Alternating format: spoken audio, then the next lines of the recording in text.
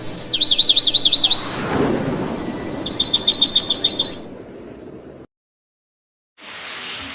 الحمد لله نحمده ونستعينه ونستغفره ونعوذ بالله من شرور أنفسنا ومن سيئات أعمالنا من يهده الله فلا مضل له ومن يضلل فلا هادي له وأشهد أن لا إله إلا الله وحده لا شريك له وأشهد أن محمدا عبده ورسوله أما بعد فقد قال الله عز وجل الذين يكنزون الذهب والفضة ولا ينفقونها في سبيل الله فبشرهم بعذاب أليم يوم يحمى عليها في نار جهنم فتكوى بها جباههم وجنوبهم وظهورهم هذا ما كنزتم لأنفسكم فذوقوا ما كنتم تكنزون. கணித்திற்குரிய சகோதர சகோதரிகளே, இஸ்லாத்தின் 5 தூண்களில் 5 அடிப்படைகளில் 3வது அடிப்படைதான் ஜகாத். குர்ஆனில் பல இடங்களில் தொழுகையோடு சேர்த்து அல்லாஹ் சுப்ஹானஹு வ தஆலா ஜகாத்தையும் குறிப்பிடுகிறான். வ அகீமுஸ் ஸலாத வ ஆத்துஸ் ஸகாத வ அகாமுஸ் ஸலாத வ ஆத்தவுஸ் ஸகாத யுகீமூனஸ் ஸலாத வ யு'தூனஸ் ஸகாத வல் முகீமீனஸ் ஸலாத வல் மு'தூனஸ் ஸகாத என்றெல்லாம் பல இடங்களில் ஜோடியாக அல்லாஹ் சுப்ஹானஹு வ தஆலா தொழுகையையும் ஜகாத்தையும் குறிப்பிடுகிறான். தொழுகை குறித்து நமக்கு தெரியும், நாளை மறுமை நாளில் முதலாக தொழுகை குறித்து தான் விசாரிக்கப்படும். அதேபோல் கடமையான தொழுகை ஒருவர் தொடர்ந்து தொழாமல் இருந்தால் அப்படிப்பட்டவன் காஃபிராக கூட மாறிவிட கூடும் என்பதாக குர்ஆன் ஹதீஸிலும் ஆதாரங்கள் உண்டு, அறிஞர்களுடைய கருத்துகளும் உண்டு. அப்படி இருக்க தொழுகைக்கு அடுத்தபடியாக ஜகாத் என்கிற அடிப்படை வரும் பொழுது அந்த ஜகாத்தை நிறைவேற்றாமல் விட்டுவிட்டால் அது எவ்வளவு பெரிய பாவம், அல்லாஹ்விடத்தில் அது எவ்வளவு பெரிய அல்லாஹ்வுக்கு மாறு செய்யக்கூடிய செயலாக இருக்கும் என்பதை நம்மால் புரிந்து கொள்ள முடியும். ஆகவே ஜகாத் என்பது இஸ்லாத்தின் 3வது தூண். அதை கொடுக்காமல் விட்டுவிட்டால் இஸ்லாத்தின் ஒரு தூணே தகர்க்கப்படுகிறது என்று பொருள். தொழுகைக்கு அடுத்தபடியாக ஜகாத்தை எல்லாம் பல இடங்களில் சேர்த்து சொல்கிறான் என்று சொன்னால், தொழுகை விடுவது எப்படி குஃப்ரின் பக்கம் அழைத்து செல்லக்கூடிய ஒரு விஷயமோ அதேபோல் தான் ஜகாத்தை அறவே கொடுக்காமல் இருந்தால் அடுத்தபடியாக குஃப்ரின் பக்கம் அழைத்து செல்லக்கூடிய ஒரு விஷயமாக இது அமையலாம் என்பதை நம்மால் புரிந்து கொள்ள முடியும். ஆகவேதான் அபூபக்கர் சித்தீக் ரலியல்லாஹு அன்ஹு அவருடைய ஆட்சி காலத்தில் கலிமா சொல்லியிருந்த மக்களில் ஒரு கூட்டம் ஜகாத் கொடுக்க மறுத்தார்கள். அவர்கள் சொன்னார்கள், நாங்கள் தொழுவோம், ஆனால் ஜகாத் கேட்காதீர்கள், ஜகாத் தர முடியாது என்பதாக ஜகாத்தை கொடுக்க மறுத்தார்கள் ஒரு ஊர் மக்கள் கூட்டமாகவே.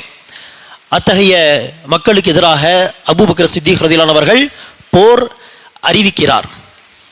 அப்போது சில சஹாபாக்கள் குறிப்பாக உமர் பின் கத்தாப் அவர்கள் சொன்னார்கள், அவர்களுக்கு எதிராக போர் புரிய வேண்டாமே, ஏனெனில் அவர்கள் கலிமா சொல்லக்கூடியவர்கள், தொழக்கூடியவர்கள். ஜகாத் கொடுக்க மறுத்தால் அதன் அடிப்படையில் அவர்களுக்கு எதிராக போர் தொடுப்பது என்பது வேண்டாமே என்று சொல்லி உமர் பின் கத்தாப் அவர்கள் சொன்னார்கள். ஆனால் உமர் பின் கத்தாப் அவர்களுடைய கருத்தை அபூபக்கர் ஏற்கவில்லை. தன்னுடைய கருத்தில் அவர்கள் நிலைப்பாட்டில் உறுதியாக இருந்தார்கள். உறுதியாக இருப்பதோடு அவர்கள் சொன்னார்கள், தொழுகை மற்றும் ஜகாத்துக்கு மத்தியில் யார் வேற்றுமை பார்ப்பார்களோ, வித்தியாசம் பார்ப்பார்களோ அவர்களுக்கு எதிராக நான் நிச்சயமாக போர் புரிவேன். தொழுவோம், ஆனால் ஜகாத் கொடுக்க மாட்டோம் என்று தொழுகை மாத்திரம் கடமையாக நினைத்து ஜகாத்தை கடமையாக ஏற்க மறுத்தால் நான் நிச்சயமாக போர் புரிவேன் என்பதாக அபூபக்கர் அவர்கள் சொன்னார்கள்.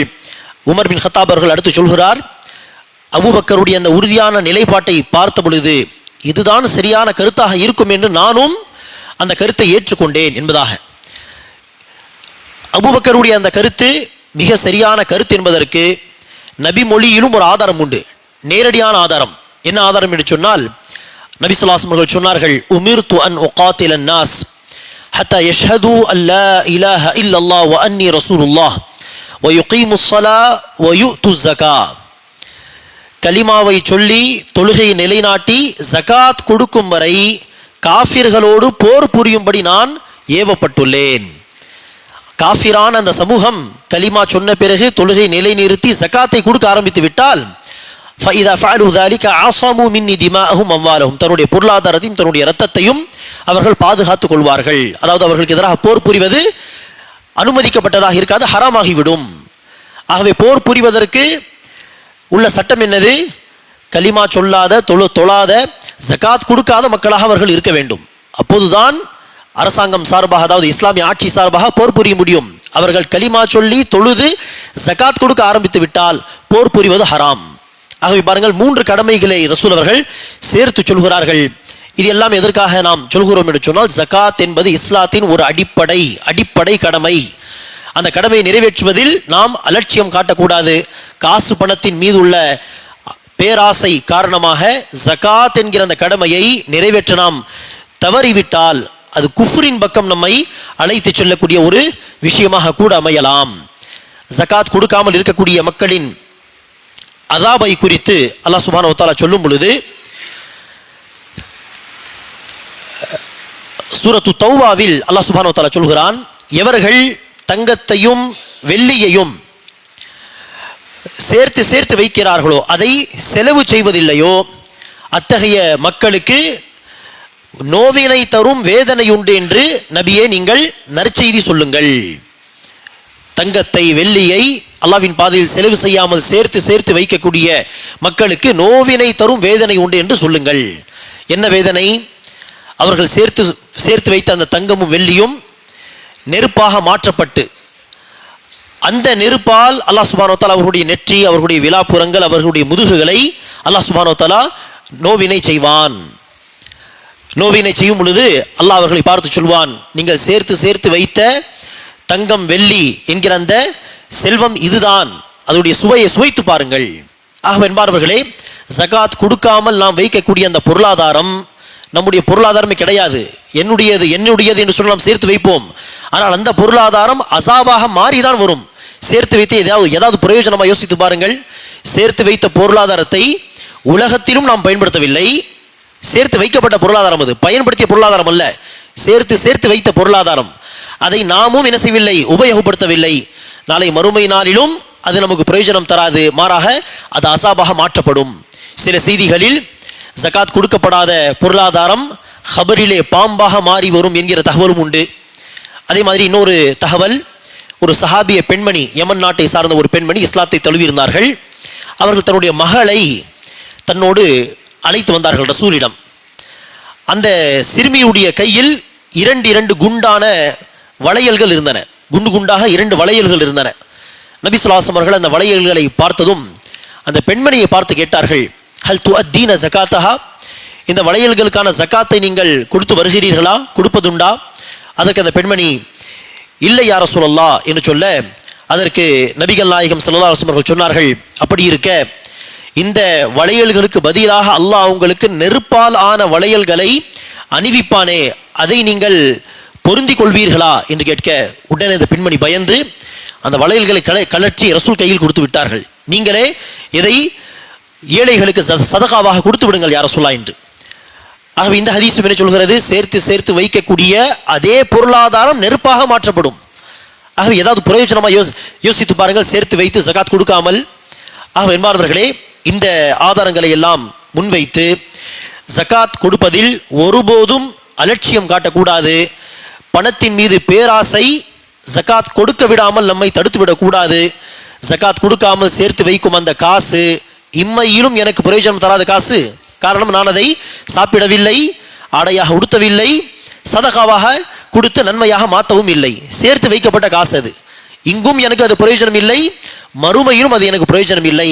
மாறாக அதே செல்வம் நெருப்பாக மாற்றப்பட்டு அதை கொண்டு அசாப் செய்யப்படுவோம் என்பதை கவனத்தில் கொண்டு அல்லாஹ்வுக்கு பயந்து ஜகாத் கடமையானவர்கள் ஜகாத்தை முறையாக கணக்கிட்டு தர வேண்டும். அதே போல் அன்பானவர்களே, ஜகாத் என்கிற இந்த கடமையை நாம் பாரமாக கூட பார்க்கக்கூடாது. என்ன, இந்த சேர்த்து வைக்கக்கூடிய இந்த காசிலும் சரி தங்கத்திலும் சரி வருடம் ஜகாத் கொடுக்க வேண்டுமா என்றதை பாரமாக கூட பார்க்காதீர்கள். பாரமாக பார்க்க கூடாது என்பதற்கு நான் அடிக்கடி சொல்லக்கூடிய ஒரு விஷயம், வகுப்புகளில் இந்த கவர்மெண்ட் சார்பாக இருக்கக்கூடிய இந்த டாக்ஸ் உடைய ஜிஎஸ்டி உடைய வழிமுறையை பாருங்கள். அதையெல்லாம் வைத்து பார்த்தால் அல்லாஹ் சுப்ஹானஹு வ தஆலா நம் மீது விதித்த இந்த ஜகாத் என்பது ஒரு சுமையா, உண்மையில் எதுக்கு எடுத்தாலும் ஜிஎஸ்டி, எது செய்தாலும் ஜிஎஸ்டி. அதுவும் பர்சன்டேஜ் என்னது, 10, 20, 30%. அல்லாஹ் அவ்வளவா நமக்கு ஜகாத்தை கடமையாக்கி இருக்கிறான். அதே போல் ஒவ்வொரு டிரான்சாக்ஷனிலுமா அல்லாஹ் நமக்கு ஜகாத்தை கடமையாக்கி இருக்கிறான்? அப்படியும் கிடையாது.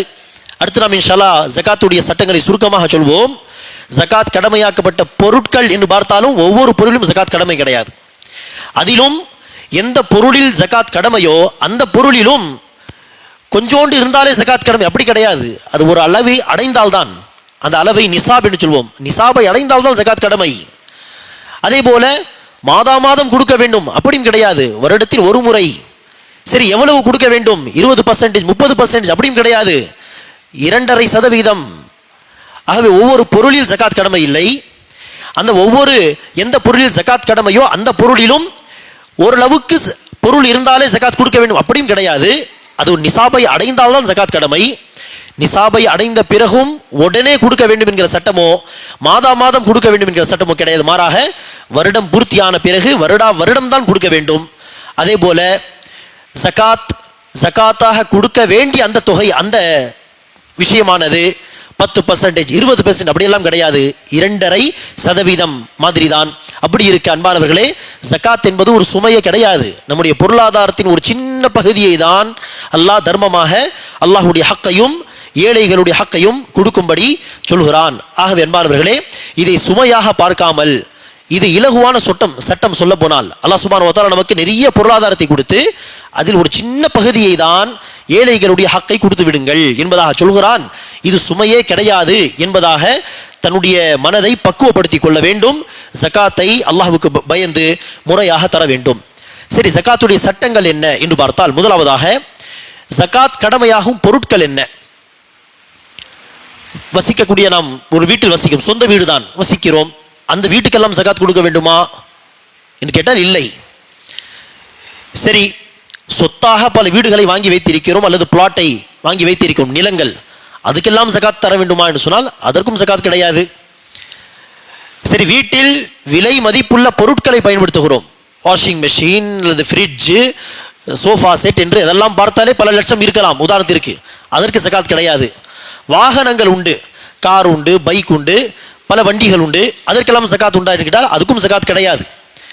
ஆகவே ஜகாத் எந்த பொருட்களில் கடமையாகும் என்று சொன்னால், முதலாவதாக தங்கம், வெள்ளி மற்றும் கரன்சி, இந்த காலத்தில் உள்ள காசு பணம் கரன்சி, தங்கம், வெள்ளி மற்றும் பேப்பர் வடிவத்தில் உள்ள அந்த காசு, அந்த கரன்சி மூணுமே சேர்த்து ஒரு வகை, இதில் ஜகாத் கடமை.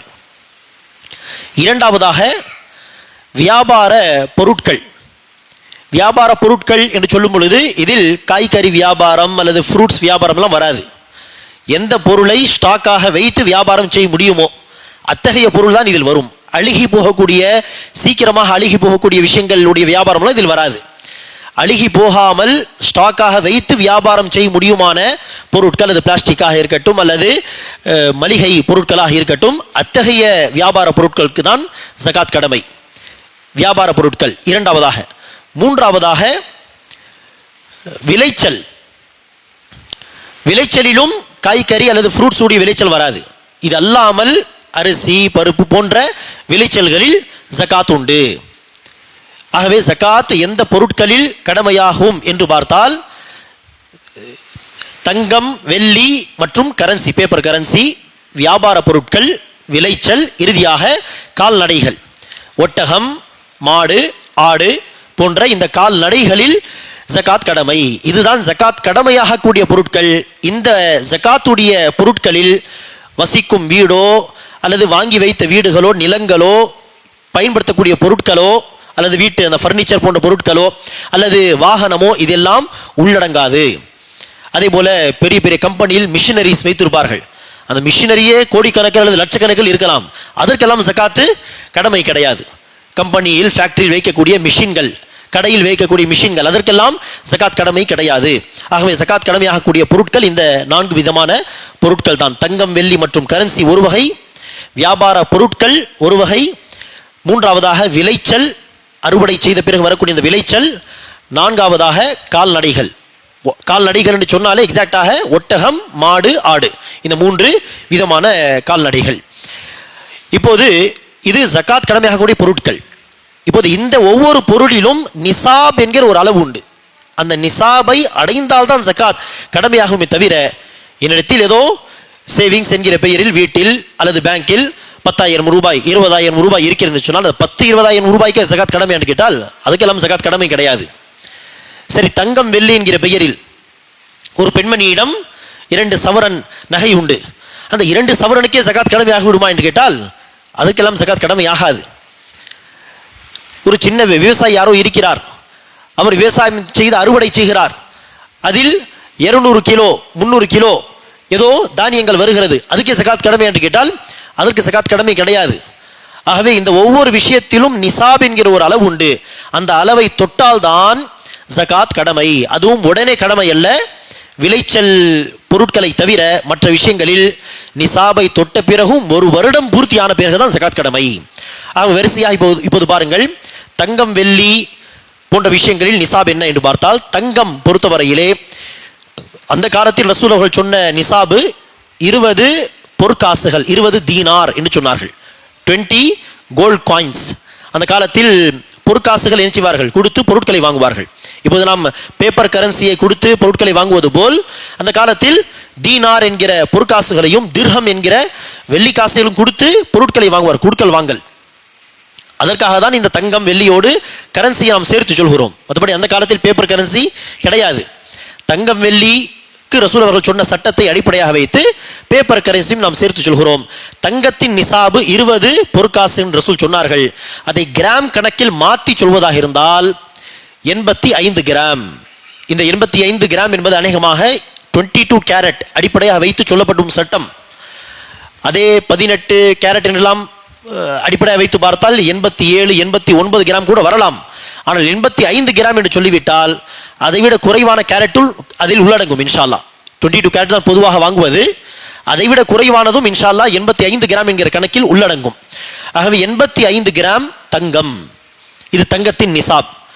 வெள்ளி என்று பார்த்தால் அது வெள்ளி ஆபரணங்களாக இருக்கட்டும், பெண்கள் பயன்படுத்தக்கூடிய ஆபரணங்கள் அல்லது வெள்ளியால் தயாரிக்கப்பட்ட வேறு ஏதோ பொருட்களை நாம் வாங்கி வைத்திருக்கிறோம், மொத்தமாக சேர்த்து 595 கிராம் 595 கிராம் வெள்ளி இருந்தால் அது நிசாபை அடைந்து விட்டது என்று பொருள். அதிலும் ஜகாத் கடமை. அந்த காலத்தில் ரசூலுல்லாஹி அவர்கள் 200 திர்ஹம்கள் என்று சொன்னார்கள், 200 வெள்ளி காசுகள் என்று சொன்னார்கள். அந்த 200 வெள்ளி காசுகளை கிராம் கணக்கில் மாற்றி சொல்வதாக இருந்தால் 595 கிராம். தங்கத்தை பொறுத்தவரையில் 85 கிராம், 10.5 சவரனை விட சற்று அதிகம், 85 கிராம். இதுதான் தங்கம் மற்றும் வெள்ளியுடைய நிசாப். ஒரு பெண்மணியிடம் அவர்கள் பயன்படுத்தாமல் வைத்த நகைகள், பயன்படுத்தக்கூடிய நகைகள் எல்லாமே சேர்த்து 85 கிராம், 10.5 சவரனை விட சற்று அதிகம் 85 கிராம் நிசாபை அடைந்து விடுகிறது என்று சொன்னால் அவர்கள் ஜகாத்து கொடுக்க வேண்டும். வெள்ளி பொருட்கள் அது தனி கணக்கு, இரண்டையும் சேர்த்து பார்க்க தேவையில்லை. வெள்ளியுடைய கணக்கு தனி.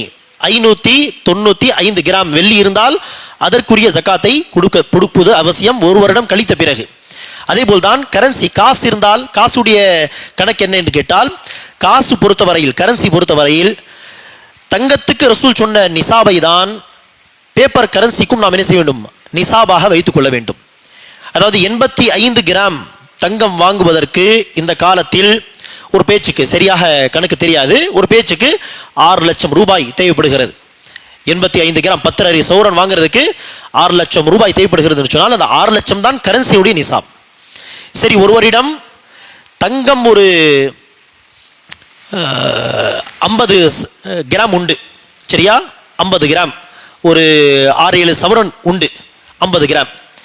கரன்சி ஒரு 4 லட்சம் உண்டு என்று சொன்னால் தங்கத்தை தனியாக பார்த்தாலும் அதை நிசாபை அடையவில்லை, 55 கிராம் இல்லை, 50 சவரன் 50 கிராம் தான் உண்டு, 85 கிராம் இல்லை. அது கரன்சி என்று தனியாக பார்த்தாலும் 4 லட்சம், அது 6-7 லட்சம் எல்லாம் கிடையாது, 85 கிராம் ஈக்குவலுக்கு அது அடையவில்லை. ஆனால் தங்கத்தையும் கரன்சியும் சேர்த்து நிசாபை அடைகிறதா என்று பார்த்து ஜகாத் கொடுப்பது அவசியம். காரணம், கரன்சி எந்த அடிப்படையில் அச்சிடுவார்கள், தங்கத்தின் அடிப்படையில் தான்.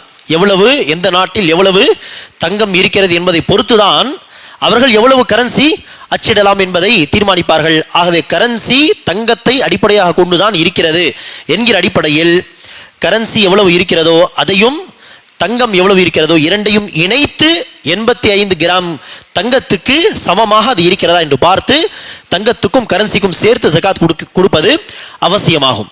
ஆனால் தங்கத்தையோ வெள்ளியையோ சேர்க்க தேவையில்லை. அதேபோல் கரன்சி வெள்ளி இதை சேர்த்து பார்க்க தேவையில்லை. தங்கத்தையும் கரன்சி மாத்திரம் சேர்த்து பார்த்தால் போதுமானது இன்ஷா அல்லாஹ். இது தங்கம் வெள்ளி மற்றும் கரன்சியுடைய நிசாப். அதே போல வியாபார பொருட்கள் என்று சொன்னால் ஒருவர் மளிகை கடை வைத்திருக்கிறார், அல்லது ஏதோ பிளாஸ்டிக் பொருட்கள் அல்லது இரும்பு வியாபாரம் செய்கிறார், மொத்தத்தில் அழுகி போகாத பொருட்களை கடையில் வைத்து வியாபாரம் செய்கிறார் என்று சொன்னால் அதற்கு எப்படி ஜகாத்து? அந்த கடையில் உள்ள அந்த பொருட்கள் ஆரம்பிக்கும் பொழுது 85 கிராம் தங்கம் என்று சொன்னோமே, தங்கத்துடைய நிசாப், அதே நிசாப் தான் இங்கும் பார்க்க வேண்டும். 85 கிராம் தங்கத்துக்கு சமமான பொருட்களை வைத்து அவர் வியாபாரத்தை ஆரம்பிக்கிறார் என்று சொன்னால், உதாரணத்திற்கு அங்கிருந்து கணக்கு ஆரம்பிக்கும். ஒரு வருடம் வரை அந்த பொருட்கள் குறையாமல் அதே நிசாபுக்கு மேலே தான் மெயின்டைன் ஆகிறது என்று சொன்னால் ஒரு வருடம் கழித்த பிறகு அவர் ஜகாத் கொடுக்க வேண்டும். உதாரணத்திற்கு பாருங்கள், ஒருவர் வியாபாரத்தை தொடங்குகிறார், மளிகை கடை, உதாரணத்திற்கு அரிசி பருப்பு போன்ற விஷயங்கள் எல்லாம் ஸ்டாக் ஆக்கி வைக்கக்கூடிய பொருட்களை வைத்து வியாபாரம் தொடங்குகிறார். கடையில் உள்ள பொருட்கள் எல்லாம் பார்த்தால் அது ஏறக்குறைய 7 லட்சம் இருக்கிறது என்று சொன்னால், 7 லட்சம் என்பது 85 கிராம் தங்கத்துக்கு சமமான பொருட்கள். சரி, ஆரம்பித்த பிறகு அல்ஹம்துலில்லாஹ் அல்லாஹ் பர்க்கத் செய்தான். அந்த பொருட்கள் குறையாமல் விற்பனை செய்து அடுத்து கொண்டு வருவது, விற்பனை செய்து மீண்டும் பொருட்களை கொண்டு வருவது என்று வருடம் முழுவதும் அந்த 7 லட்சத்துக்கு மேலே தான் அந்த பொருட்கள் மெயின்டைன் ஆகிறது என்று சொன்னால் ஒரு வருடம் கழித்த பிறகு நினைச்ச வேண்டும். சரியாக ஒரு வருடம். அந்த ஒரு வருடம் என்பது இங்கிலீஷ் கணக்கு கிடையாது, அரபி கணக்கு. முஹர்ரம், சஃபர், ரபியுல் அவல், ரபியுல் சானி என்கிற அந்த அரபி கணக்குப்படி ஒரு வருடம் பூர்த்தியானதும் அன்று கடையில் உள்ள பொருட்கள் என்ன என்று பார்த்து எவ்வளவு பொருட்கள் இருக்கிறதோ அந்த பொருட்களுக்கான மதிப்பு பிளஸ் யாரெல்லாம் காசு பணம் தர வேண்டியது இருக்கிறது, ப்ராஃபிட் வர வேண்டியது வரவு, அதையும் இணைத்து அதுடைய ஜகாத்தை கொடுப்பது அவசியம்.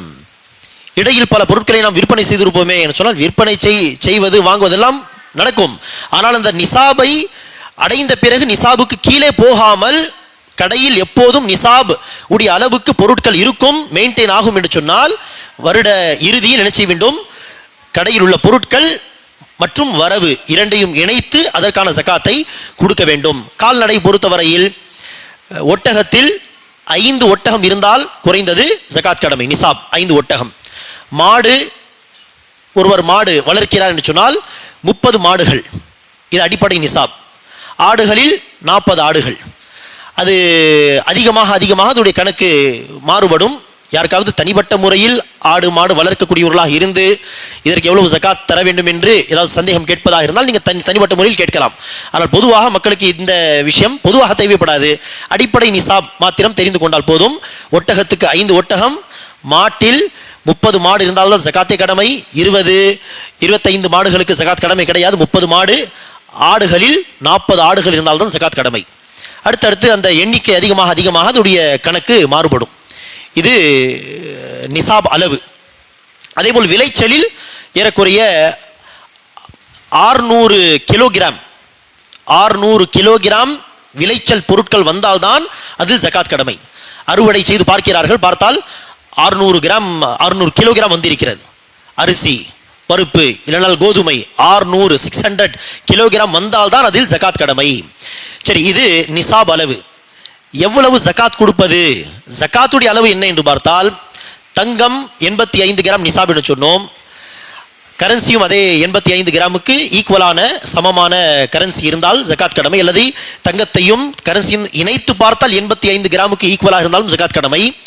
ஜகாத்தாக கொடுக்க வேண்டிய தொகை எவ்வளவு என்று கேட்டால் 2.5%. மொத்தமாக எவ்வளவு இருக்கிறதோ அதில் 2.5%. ஒரு பெண்ணிடம் பயன்படுத்தக்கூடிய ஆபரணங்கள், பயன்படுத்தாமல் பீரோவில் வைத்திருக்கக்கூடிய ஆபரணங்கள் எல்லாமே சேர்த்து பயன்படுத்தக்கூடிய ஆபரணத்துக்கும் ஜகாத் கடமை என்பதுதான் சரியான கருத்து. அதற்கு ஏற்கனவே ஒரு ஆதாரத்தை நாம் சொன்னோம். நபிகள் நாயகம் இதற்கு ஜகாத் கொடுப்பதுண்டா என்று கேட்டார்களே, அது பீரோவில் வைத்த நகையை பார்த்து அந்த கேள்வி கேட்டார்கள். பயன்படுத்தி கொண்டிருந்த நகை பார்த்து தான் கேட்டார்கள். அங்கும் ரசூல் அவர்கள் கேட்கவில்லை, இது அது ஃபங்க்ஷனுக்காக வேண்டி போட்டீர்களா, அல்லது பொதுவாகவே போடுவீர் அப்படின்லாம் ரசூல் அவர்கள் விசாரிக்கவில்லை. என்ன அர்த்தம்? தங்கம் என்று இருந்தாலே ஜகாத் கடமைதான், பிரித்து பார்க்க தேவையில்லை. இதுதான் சரியான கருத்து. நான் சொன்ன அந்த ஹதீஸும் ஆதாரபூர்வமான ஹதீஸ், அது முஹதீஸின்களுடைய பார்வையில். ஆகவே அந்த அடிப்படையில் மொத்தமாக ஒரு பெண்ணிடம் உள்ள நகை 85 கிராமை விட தாண்டி இருக்கிறது. 85 கிராம் தாண்டிய பிறகு ஒரு வருடமாக அந்த நகை குறையாமல், 85ஐ விட கீழே போகாமல் குறையாமல் இருக்கிறது என்று சொன்னால், வருடம் முடிவதற்கு முன்பாகவே என்ன செய்ய வேண்டும்? ஒட்டுமொத்த அந்த தங்கத்தின் 2.5% ஜகாத்தாக கொடுக்க வேண்டும். உதாரணத்திற்கு ஒரு பெண்ணிடம் 100 கிராம் தங்கம் இருக்கிறது. உதாரணத்திற்கு இப்போது ரமலான் மாதம் 8 உதாரணத்திற்கு, இதுவரை ஒரு பெண்ணிடம் 70 கிராம் தங்கம் இருந்தது. இன்று புதிதாக பயணிச்சுகிறார்கள், ஒரு 15 கிராம் தங்கத்தை வாங்குகிறார்கள் என்று சொன்னால் 70 + 15 85. ஆகவே ரமதான் 8 கணக்கு ஆரம்பிக்கும். அடுத்த ரமதான் 8க்குள் ஜகாத் கொடுப்பது அவசியம். இப்படி ஒரு வருடம் உடைய கணக்கு என்று பார்த்து ஒரு பெண்ணிடம் 100 கிராம் இருந்தால் ஒரு வருடமாக அந்த 100 கிராம் தங்கத்தில் 2.5% என்பது 2.5 கிராம் தங்கம், தங்கத்தை தான் ஜகாத்தாக கொடுக்க வேண்டும் அவசியம். இதுதான் முதல் கட்டம். ஆனால் ஒரு பெண்மணி இல்லை, நான் தங்கத்தை ஜகாத்தாக கொடுக்க விரும்பவில்லை என்று சொன்னால், ஆம், இரண்டாவது கட்டமாக என்ன செய்யலாம்? அந்த தங்கத்துக்கு சமமான காசையும் ஜகாத்தாக கொடுக்கலாம். ஆனால் முதல் அடிப்படை சட்டம் என்னது? தங்கத்திலிருந்து தங்கத்தை தான் ஜகாத்தாக எடுத்து கொடுக்க வேண்டும்.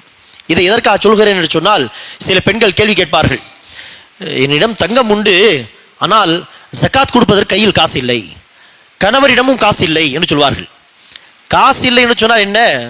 தங்கம் தான் கையில் இருக்கிறது, தங்கத்திலிருந்து தங்கத்தை ஜகாத்தாக கொடுப்பதுதான் அடிப்படை சட்டம். ஆகவே என்னிடம் 100 கிராம் தங்கம் இருக்கிறது என்று சொன்னால், அந்த 100 கிராம் தங்கத்திலிருந்து 2.5% தங்கத்தை எடுத்து ஜகாத்தாக கொடுப்பதன் அடிப்படை சட்டம். நான் தங்கத்தை கொடுக்க விரும்பவில்லை என்று சொன்னால்தான் சரி, அதற்கு சமமான காசை தனியாக எடுத்து கொடுக்கலாம் என்று மார்க்கம் சொல்கிறதை ஒழிய, என்னிடம் காசு இல்லையே நான் எப்படி கொடுப்பது என்கிற கேள்விக்கு இடமே கிடையாது. காசு இல்லாமல் போனால் என்ன? தங்கம் தான் கையில் இருக்கிறதே, தங்கத்திலிருந்து ஒரு பகுதி எடுத்து கொடுப்பது கட்டாயம். இது தங்கம், வெள்ளி மற்றும் அந்த கரன்சியுடைய ஜகாத்துடைய அளவு 2.5%. வியாபார பொருட்களுக்கும் அதே தான். ஒரு வருடமாக ஒருவர் கடையில் பொருட்களை வைத்து வியாபாரம் செய்கிறார். அந்த பொருட்கள் 7 லட்சம், அந்த 85 கிராம் தங்கத்துக்கு சமமான பொருட்களாக தான் ஒரு வருடமாக மெயின்டைன் ஆகிறது. அல்ஹம்துலில்லாஹ் என்று சொன்னால், வருடம் முடிவதற்கு முன்பாக என்ன செய்ய வேண்டும்? என்ன பொருட்கள் பார்த்து, வரவு என்ன என்று பார்த்து, ஒட்டுமொத்த அந்த பொருட்களுடைய மதிப்பு, வரவுடைய மதிப்பு எல்லாம் சேர்த்து ஒரு 9 லட்சம் வருகிறது என்று சொன்னால், 9 லட்சத்தின் 2.5% எவ்வளவு என்று பார்த்து அவ்வளவு காசை ஜகாத்தாக கொடுப்பது அவசியம். இது ஜகாத் கொடுக்க வேண்டிய அளவு. விளைச்சல் பொருட்கள் பொறுத்தவரையில், யார் அந்த விளைச்சலுக்கு நீர் புகட்ட அவர்கள் காசு பணம் செலவு செய்திருப்பார்களோ, அது கரண்ட் பில் கட்டுவது, அந்த மோட்டருடைய செலவு, இப்படியெல்லாம் செலவு செய்து தண்ணீரை அடைந்திருப்பார்களோ, நீர் புகட்டியிருப்பார்களோ, பாய்ச்சிருப்பார்களோ, அவர்களுக்கு ஒட்டுமொத்த அந்த விளைச்சலிருந்து 5% விளைச்சலை கொடுப்பது கடமை. உதாரணத்திற்கு, அறுவடை செய்த பிறகு ஒருவர் பார்க்கிறார், 1000 கிலோகிராம், 1 டன் அரிசியோ பருப்போ கோதுமையோ ஏதோ ஒன்று 1 டன் வந்திருக்கிறது. அவர் தண்ணீருக்காக காசு செலவு செய்திருக்கிறார், கரண்ட் பில் கட்டுவது இப்படிலாம் செலவு செய்திருக்கிறார் என்று சொன்னால் 5% அவர் கொடுக்க வேண்டும். 1000 கிலோகிராமில் 5% என்று சொன்னால் 50 கிலோ அரிசியோ பருப்போ அதிலிருந்து எடுத்து ஜகாத்தாக கொடுப்பது அவசியம். சரி, யார் தண்ணீருக்கு செலவு செய்யவில்லையோ, ஏதோ மழை தண்ணீர் தானாக வந்தது, அதிலிருந்து விளைச்சல் வந்து விட்டது, அல்ஹம்துலில்லாஹ், செலவெல்லாம் செய்யவில்லை என்று சொன்னால் அவர்கள் 10%, 100ல் 10% கொடுக்க வேண்டும். ஆகவே 1 டன்னில் 100 கிலோகிராம் அரிசி பருப்பு என்னவோ அதை கொடுப்பது அவசியம். இது ஜகாத்துடைய அளவு. சரி, அடுத்ததாக இந்த ஜகாத்தை யாருக்கு கொடுக்க வேண்டும் என்று சொன்னால், அல்லாஹ் சுப்ஹானஹு வ தஆலா தௌபா அத்தியாயத்தின் 60வது வசனம், அநேகமாக அந்த வசனத்தில் அல்லாஹ் சுப்ஹானஹு வ தஆலா பட்டியலை குறிப்பிடுகிறான், யாருக்கு ஜகாத் கொடுப்பது. அந்த பட்டியலில் 8 வகையான மக்களை அல்லாஹ் சொல்கிறான். இன்னம ஸதகாத்து லில் ஃபுகரா, ஃபுகராக்கள், வல் மசாகீன், வல் ஆமிலீன் அலைஹா, ஜகாத் கலெக்ட் செய்யக்கூடியவர்கள், வல் முஅல்லஃபதி குலூபுஹும், இஸ்லாத்தின் பால் மக்களை ஈர்ப்பதற்காக வேண்டி அத்தகைய மக்களுக்கு ஜகாத் கொடுப்பது, வஃபிர் ரிகாப், அடிமைகளை விடுவிப்பதற்கு, வல் காரிமீன், கடனில் மூழ்கியவர்களுக்கு, ஒஃபி சபீலில்லா அல்லாவின் பாதையில், அதாவது போர் புரிவதற்கு தேவையான செலவுகள், வபினி சபீல் வழிப்போக்கர்கள் பயணிகள் என்று 8 விதமான மக்களை அல்லாஹ் சொல்கிறான். ஃபகீர், முதலாவது ஃபகீர் என்று சொன்னால் யாரு? யாருக்கு அடிப்படை தேவைகள் கூட பூர்த்தி செய்து கொள்வதற்கு வசதி இல்லையோ. சில சமயம் உணவு கூட வழி இருக்காது, உடுத்துவதற்கு ஆடை இருக்காது, வாங்குவதற்கு காசு இருக்காது, கையில் ஆடை வாங்குவதற்கு வீடு இருக்காது, அல்லது வீடு இருந்தாலும் ரெண்ட் வீடில் இருந்தால் உதாரணத்திற்கு ரெண்ட் கொடுப்பதற்கு காசு இருக்காது. இப்படி வசிப்பதற்கு, உடுத்துவதற்கு, சாப்பிடுவதற்கு கூட சில சமயம் வழி இல்லாமல் இருப்பவர்கள் தான் ஃபகீர் என்கிற அந்த தரத்தில் வரக்கூடியவர்கள். அவர்களுக்கு தாராளமாக தன்னுடைய ஜகாத்தை கொடுங்கள். இரண்டாவது யாரு? மிஸ்கீன். மிஸ்கீன் என்று சொன்னால் ஃபகீரை விட சற்று தரம் உயர்ந்தவர். வீடு உண்டு, சொந்த வீடு அல்லது ரெண்ட் வீடு இருந்தாலும் ரெண்ட் கொடுப்பதற்கு அல்லாஹ் வசதி கொடுத்திருக்கிறான். சம்பாதித்து சாப்பிடுவதற்கெல்லாம் அல்ஹம்துலில்லாஹ் சரியாக உண்டு, வசதி எல்லாம் உண்டு. ஆனால் இரண்டாம் கட்ட தேவைகள் என்று வந்தால் அதை பூர்த்தி செய்வதற்கு காசு இல்லை. இரண்டாம் கட்ட தேவை என்று சொன்னால் என்ன? அல்ஹம்துலில்லாஹ் நல்லதான் சம்பாதித்து சாப்பிடுகிறார்கள், அல்ஹம்துலில்லாஹ் ட்ரெஸ் எல்லாம் உண்டு. ஆனால் பையனுக்கு ஃபீஸ் கட்ட காசு இல்லை. இந்த ஃபீஸ் என்பது என்ன கிடையாது, உடுத்துவதற்கு ஆடை, சாப்பிடுவதற்கு உணவு என்கிற அந்த அளவுக்குள்ள ஹாஜத் கிடையாது. இது இரண்டாம் கட்ட ஹாஜத் என்று சொல்லலாம். ஃபீஸ் கட்டுவது, டாக்டருக்கு ஏதாவது அதிகப்படியான செலவுகள், இது எல்லாமே இரண்டாம் கட்ட தேவைகளில் வரும். இந்த தேவைகள் பூர்த்தி செய்வதற்கு யார் வசதி இல்லையோ, யாருக்கு? அவர்கள் மிஸ்கீன் என்கிற தரத்தில் வருவார்கள். வேறு ஒரு கருத்தும் உண்டு. ஃபகீர் என்று சொன்னால் வந்து கேட்கக்கூடியவர்கள், மிஸ்கீன் என்று சொன்னால் தேவை இருக்குமானால் கையேந்தி கேட்க மாட்டார்கள் என்றெல்லாம் சொல்வார்கள். ஆனால் அதை விட சிறந்த கருத்து, ஃபகீர் என்று சொன்னால் அடிப்படை தேவைகள் கூட பூர்த்தி ஆகாது. மிஸ்கீன் என்று சொன்னால் அடிப்படை தேவைகள் பூர்த்தியாகும், இரண்டாம் கட்ட தேவைகள் பூர்த்தியாகாத மக்கள். ஆகவே ஃபகீர் என்கிற தரத்தில் யார் இருந்தாலும் சரி கொடுங்கள், மிஸ்கின் என்கிற தரத்தில் இருந்தாலும் கொடுங்கள். முஸ்லிமாக இருக்க வேண்டும், காஃபிராக இல்லை. முஸ்லிமாக இருந்தால் தாராளமாக ஃபகீர் மிஸ்கீன்களுக்கு கொடுக்கலாம். மூன்றாவதாக ஜகாத் கலெக்ட் செய்யக்கூடியவர்கள். இந்த காலத்தில் அப்படி பெரும்பாலும் அது இல்லை. ரசூலுடைய காலத்தில் நினைச்சுவார்கள் சஹாபாக்கள் ஜகாத்தை வாங்குவதற்கு ஊர்வராக செல்வார்கள். அவர்கள் வாங்கி யாரிடமிருந்து எவ்வளவு ஜகாத்தை வாங்கினோம், அதே போல் அந்த ஊரில் யாருக்கு எவ்வளவு எத்தனை மிஸ்கின்கள் ஃபகீர்கள் இருக்கிறார்கள், என்ன தேவைகள், அதெல்லாம் அவர்கள் கணக்கு வழக்கு பார்த்து என்ன செய்வார்கள், வாங்கிய ஜகாத்தில் அவர்களே கொடுத்து விடுவார்கள். இந்த உழைப்புக்கு என்ன செய்யலாம், ஜகாத்திலிருந்து அவர்களுக்கு ஒரு ஊதியத்தை ஹதியாவை கொடுக்கலாம் என்று அல்லாஹ் சுப்ஹானஹு வ தஆலா இந்த வசனத்தில் சொல்கிறான். நான்காவதாக வஃபிர் ரிகாப், அடிமைகளை விடுவிப்பதற்கு. அந்த காலத்தில் அடிமைகள் இருப்பார்கள், அடிமைகளை விடுவிப்பதற்கு என்ன செய்யலாம், ஜகாத்துடைய தொகையை பயன்படுத்தலாம்.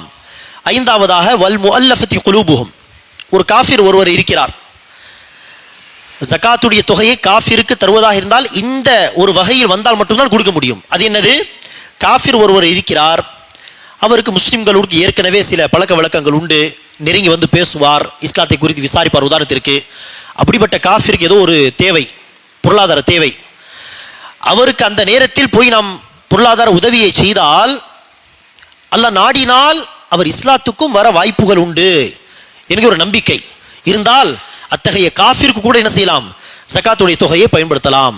இதே கேட்டகரி என்ன செய்யலாம், முஸ்லிம்களை கூட நீங்கள் கொண்டு வரலாம். எப்படிப்பட்ட முஸ்லிம்கள்? தொழுகைக்கு வருவதில்லை, இஸ்லாத்தை ஃபாலோ செய்வதில்லை, காஃபிர்கள் போன்றுதான் வாழ்ந்து கொண்டிருக்கிறார்கள், ஃபாசிக் பாவிகள் என்று சொல்வோம், பாவிகளாக வாழ்ந்து கொண்டிருக்கிறார்கள். ஆனால் அவர்களுக்கு ஏதோ ஒரு தேவை, அந்த தேவையை பூர்த்தி செய்து அவருக்கு ஒரு உபதேசம் செய்தால் இன்ஷா அல்லாஹ் பள்ளிவாசல் வர வாய்ப்புண்டு, திருந்தி வாழ வாய்ப்புண்டு என்கிற ஒரு நம்பிக்கை நமக்கு இருந்தால் அப்படிப்பட்ட பாவி கூட என்ன செய்யலாம், ஜகாத்தை கொடுக்கலாம். இது ஐந்தாவது வகை. ஆனால் தேவை இருந்தால் மாத்திரம்தான். அடுத்து வல் காரிமீன், காரிமீன் என்று சொன்னால் கடனில் மூழ்கியவர்கள். கடனில் மூழ்கியவர்கள், ஒருவர் கடன் வாங்குகிறார், அவருக்கு கடன் அளிக்கக்கூடிய சக்தி இருக்கிறது என்று சொன்னால் அவருக்கு என்ன செய்யக்கூடாது, ஜகாத் கொடுக்க கூடாது. பல பேர் கடன் வாங்குவார்கள், கடனை அடைத்து விடுவார்கள், அல்லாஹ் அவர்களுக்கு சக்தி கொடுத்திருப்பான். அப்படிப்பட்டவர்கள் என்ன செய்யக்கூடாது, இதோ ஜகாத்துடைய தொகை வைத்து கடன் அடையுங்கள் சொல்லக்கூடாது. யார் கடனை வாங்கி கொடுக்க முடியாமல் தவிக்கிறார்களோ, கடல் மூழ்கி இருக்கிறார்களோ, கடனை அவர்களால் அழைக்க முடியவில்லையோ, சக்தி இல்லையோ, அப்படிப்பட்டவர்களுக்கு மாத்திரம் ஜகாத்துடைய தொகையை கொடுத்து உதவி செய்யலாம். சரி, இதில் சில பேர் என்ன செய்வார்கள், வட்டி கடன் எல்லாம் வாங்கி இருப்பார்கள், வட்டி கடன் வாங்கி கொடுக்க முடியாமல். அப்படி இருந்தால் ஜகாத்துடைய தொகையை அவர்களுக்கு கொடுத்து உதவி செய்வதாக இருந்தால் என்ன செய்ய வேண்டும், உபதேசம் செய்து ஜகாத்துடைய தொகையை கொடுக்கிறேன், நீங்கள் அந்த வட்டி கடன் அடைத்து விடுங்கள், ஆனால் மீண்டும் வட்டியில் போக மாட்டேன் என்று சபதம் எடுத்துக்கொள்ளுங்கள். அல்லாஹ்வுக்கு சத்தியம் செய்து கொள்ளுங்கள் என்று ஏதாவது உபதேசம் செய்து என்ன செய்யலாம், அந்த ஜகாத்தை இன்ஷா அல்லாஹ் வட்டி கடன் வாங்கிய மக்களுக்கு கொடுத்து உதவி செய்யலாம், தப்பில்லை. ஆனால் கடன் அடைக்க முடியாத நிலையில் அவர்கள் இருந்தால் மட்டும்தான் கடன் அடைப்பதற்கு தொகையை கொடுக்க வேண்டுமே தவிர, பல பேர் கடன் வாங்குவார்கள், அவர்களே என்ன செய்வார்கள், அடைத்துக் கொள்வார்கள். அந்த சக்தி அவர்களுக்கு இருக்கும். ஏழாவதாக யார், ஒஃபி சபீலில்லா, அல்லாஹ்வின் பாதையில், அதாவது போர்.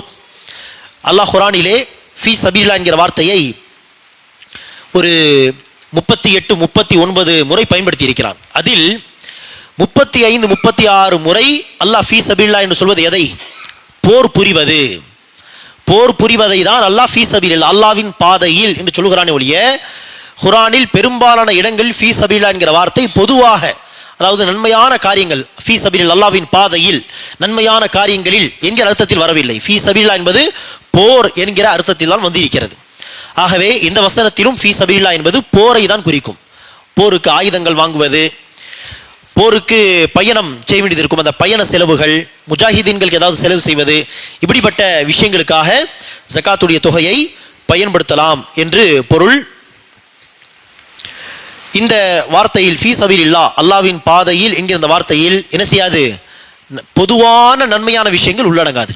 பொதுவான நன்மையான காரியங்கள் என்றால் என்ன, உதாரணத்திற்கு பள்ளிவாசல், மதரசா, மற்ற அழைப்பு பணிகள், தாவா பணிகள், அல்லது பொதுவான நன்மையான வெல்ஃபேர் பணிகள், அதெல்லாம் இந்த ஃபீ சபீலில்லா அல்லாஹ்வின் பாதை என்கிற வார்த்தையில் உள்ளடங்காது. ஆகவே ஜகாத்துடைய காசை பள்ளிவாசலுடைய தேவைகளுக்காக கொடுக்கலாமா என்று கேட்டால் கொடுக்க கூடாது. ஒரு மதரசா உண்டு, மதரசாவுடைய தேவைகளுக்கு ஜகாத்துடைய காசை கொடுக்கலாமா என்று கேட்டால் கொடுக்க கூடாது. காரணம் என்ன, இந்த 8 விஷயங்களில், அந்த பட்டியலில் மஸ்ஜித் மதரசா உள்ளடங்காது, அந்த லிஸ்டில் வராது. ஃபீ சபீலில்லா என்று அல்லாஹ் சொல்கிறானே, அல்லாஹ்வின் பாதையில், அல்லாஹ்வின் பாதையில் சொன்னால் நன்மையான காரியங்கள் எல்லாமே அல்லாஹ்வின் பாதையில் தானே என்று சொன்னால், எல்லா நன்மையான விஷயங்கள் அல்லாஹ்வின் பாதையில் என்கிற அந்த வார்த்தையில் வருவதாக இருந்தால் லிஸ்ட் போட்டு என்ன பிரயோஜனம், ஜகாத்து இன்னாருக்கு தான் கொடுக்க வேண்டும் என்று லிஸ்ட் போட்டு என்ன ஃபாயிதா என்று சொல்லுங்கள். அவையெல்லாம் லிஸ்ட் போட்டு சொல்கிறான் என்று சொன்னால் பொதுவாக எடுத்துக்கொள்ள முடியாது. ஆகவே மஸ்ஜித் மதரசாவுக்கெல்லாம் ஜகாத்துடைய தொகையை தரக்கூடாது, நார்மலான சதகாவை தான் தந்து உதவி செய்ய வேண்டும். சரி, மஸ்ஜித் மதரசாவில் யாரோ ஏழைகள் இருக்கிறார்கள், அந்த ஏழைகளுக்கு நீங்கள் டைரக்டாக தருகிறீர்கள் சொல்ல வேறு விஷயம். உதாரணத்திற்கு மதரசாவில் படிக்கும் மாணவர்களில் ஏழை மாணவர்களும் இருப்பார்கள், சரியா?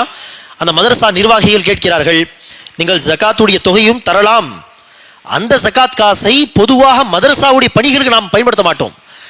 ஏழை மாணவர்கள் இருக்கிறார்கள், அவர்களுக்கு மாதம் தேவையான காசு கூட இருக்காது, அந்த மாணவர்களை நாம் தருவோம் என்று சொன்னால், சரி, அந்த பொறுப்பை நீங்கள் ஏற்பதாக இருந்தால் நாங்கள் தருவோம் என்று சொல்லி நீங்கள் செய்யலாம்.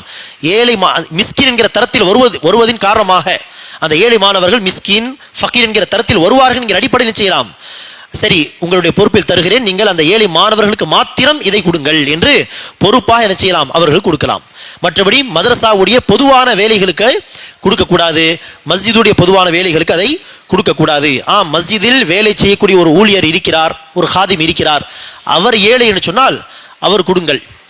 அல்லது அவர் கொடுப்பதற்காக வேண்டி மஸ்ஜிதில் நிர்வாகத்தில் உள்ளவர்கள் கேட்கிறார்கள் என்று சொன்னால், இன்னார் பள்ளிவாசலில் ஹாதிமாக இருக்கிறார் பல வருடங்களாக, அவருக்கு ஒரு தேவை உண்டு, அவருக்கு வசதி இல்லை, நாம் அவர்களுக்காக வேண்டி காசு வாங்கி தருகிறோம், ஜகாத்துடைய தொகையாக இருந்தாலும் தாருங்கன்னு சொன்னால், அப்போது நீங்கள் செய்யலாம், அந்த மிஸ்கீனுக்கு தருவதாக யோசித்து கொடுக்கலாம். இன்ஷா அல்லாஹ் நேரடியாக மஸ்ஜித் மதரசாவுக்கு ஜகாத்தை கொடுக்க இயலாது. எட்டாவதாக அல்லாஹ் சொல்கிறான், வழிப்போக்கர். வழிப்போக்கர் வீட்டில் அவர் பெரிய கோடீஸ்வரராக கூட இருக்கலாம், ஆனால் பயணத்தில் காசு இல்லாமல், கையில் காசு இல்லை, வேலெட் இல்லை, இதில் கார்டு இல்லை, எல்லாமே தொலைத்து விட்டார், திருட்டு போய்விட்டது, வீட்டுக்கு போய் சேர்வதற்கு வசதி இல்லை என்று சொன்னால், அப்படிப்பட்டவருக்கு சதகாவை நீங்கள் தரும் பொழுது ஜகாத்தை கூட என்ன செய்யலாம், நீங்கள் கொடுத்து ஜகாத்திலிருந்து அதை கழித்து கொள்ளலாம். ஆகவே இது 8 வகையான மக்கள் ஜகாத்தை பெற தகுதியுள்ளவர்கள். சரி, சில பேர் இருக்கிறார்கள், அவர்களுக்கு ஜகாத்தை தரக்கூடாது, அவர்கள் மிஸ்கீனாக இருந்தாலும் சரி, ஃபகீராக இருந்தாலும் சரி. அவர்கள் யார்? நபி ஸல்லல்லாஹு அலைஹி வஸல்லம் அவர்களுடைய குடும்பத்தினர்கள். உண்மையில் ரசூலுடைய குடும்பமாக இருந்தால், மற்றபடி பேருக்கு பல பேர் சையத் என்றெல்லாம் வைத்திருப்பார்கள். இப்போ இந்த சந்தில் அப்படி நீங்கள் நடந்து போய் ஒவ்வொரு வீடாக விசாரித்து பார்த்தால் 100 வீடில் ஒரு 20 வீடு சையத் என்று கிடைத்து விடுவார்கள். அதெல்லாம் டூப்ளிகேட், சரியா? உண்மையில் அல்லாஹ்வுடைய தூதர் ஸல்லல்லாஹு அலைஹி வஸல்லம் குடும்பத்திலிருந்து வந்தவர்களாக இருந்தால், உண்மையான சையதுகளாக இருந்தால், அவர்களுக்கு ஜகாத்து கொடுக்கலாகாது. அதே போல தாய் தந்தை, அதே போல பிள்ளைகள், மேலும் மனைவி, இவர்களுக்கெல்லாம் ஜகாத்து கொடுப்பது கூடாது. ரசூலுடைய குடும்பத்தினர்கள், உண்மையான ரசூலுடைய குடும்பத்தினர்கள் தாய் தந்தை, பிள்ளைகள், மனைவி. ஏன் யார் யாருக்கோ தருகிறோம், பிள்ளைகளுக்கு தரக்கூடாதா? யார் யாருக்கோ தருகிறோம், தாய் தந்தைக்கு தரக்கூடாதான்னு சொன்னால், ஆம், ஜகாத் தரக்கூடாது, சொந்த காசை தர வேண்டும். சொந்த காசை கொடுத்தவர்களை நாம் பார்த்து கொள்ள வேண்டும். அது நம்முடைய கடமையில் வரும். இது ஜகாத் என்கிற கேட்டகரியில் வராது. சொந்த காசை எப்படி தனக்காக நான் ஜகாத் தொகையை கொடுத்துக் கொள்ளலாமா? என்னுடைய ஜகாத் தொகையை எனக்கே கொடுத்துக் கொள்ளலாமா என்று சொன்னால் கொடுக்கக்கூடாது. அல்லாஹ் உங்களுக்கு வசதி கொடுத்திருக்கிறான், தன்னுடைய சொந்த காசை தனக்காக செலவு செய்யுங்கள் சொல்லுமா இல்லையா?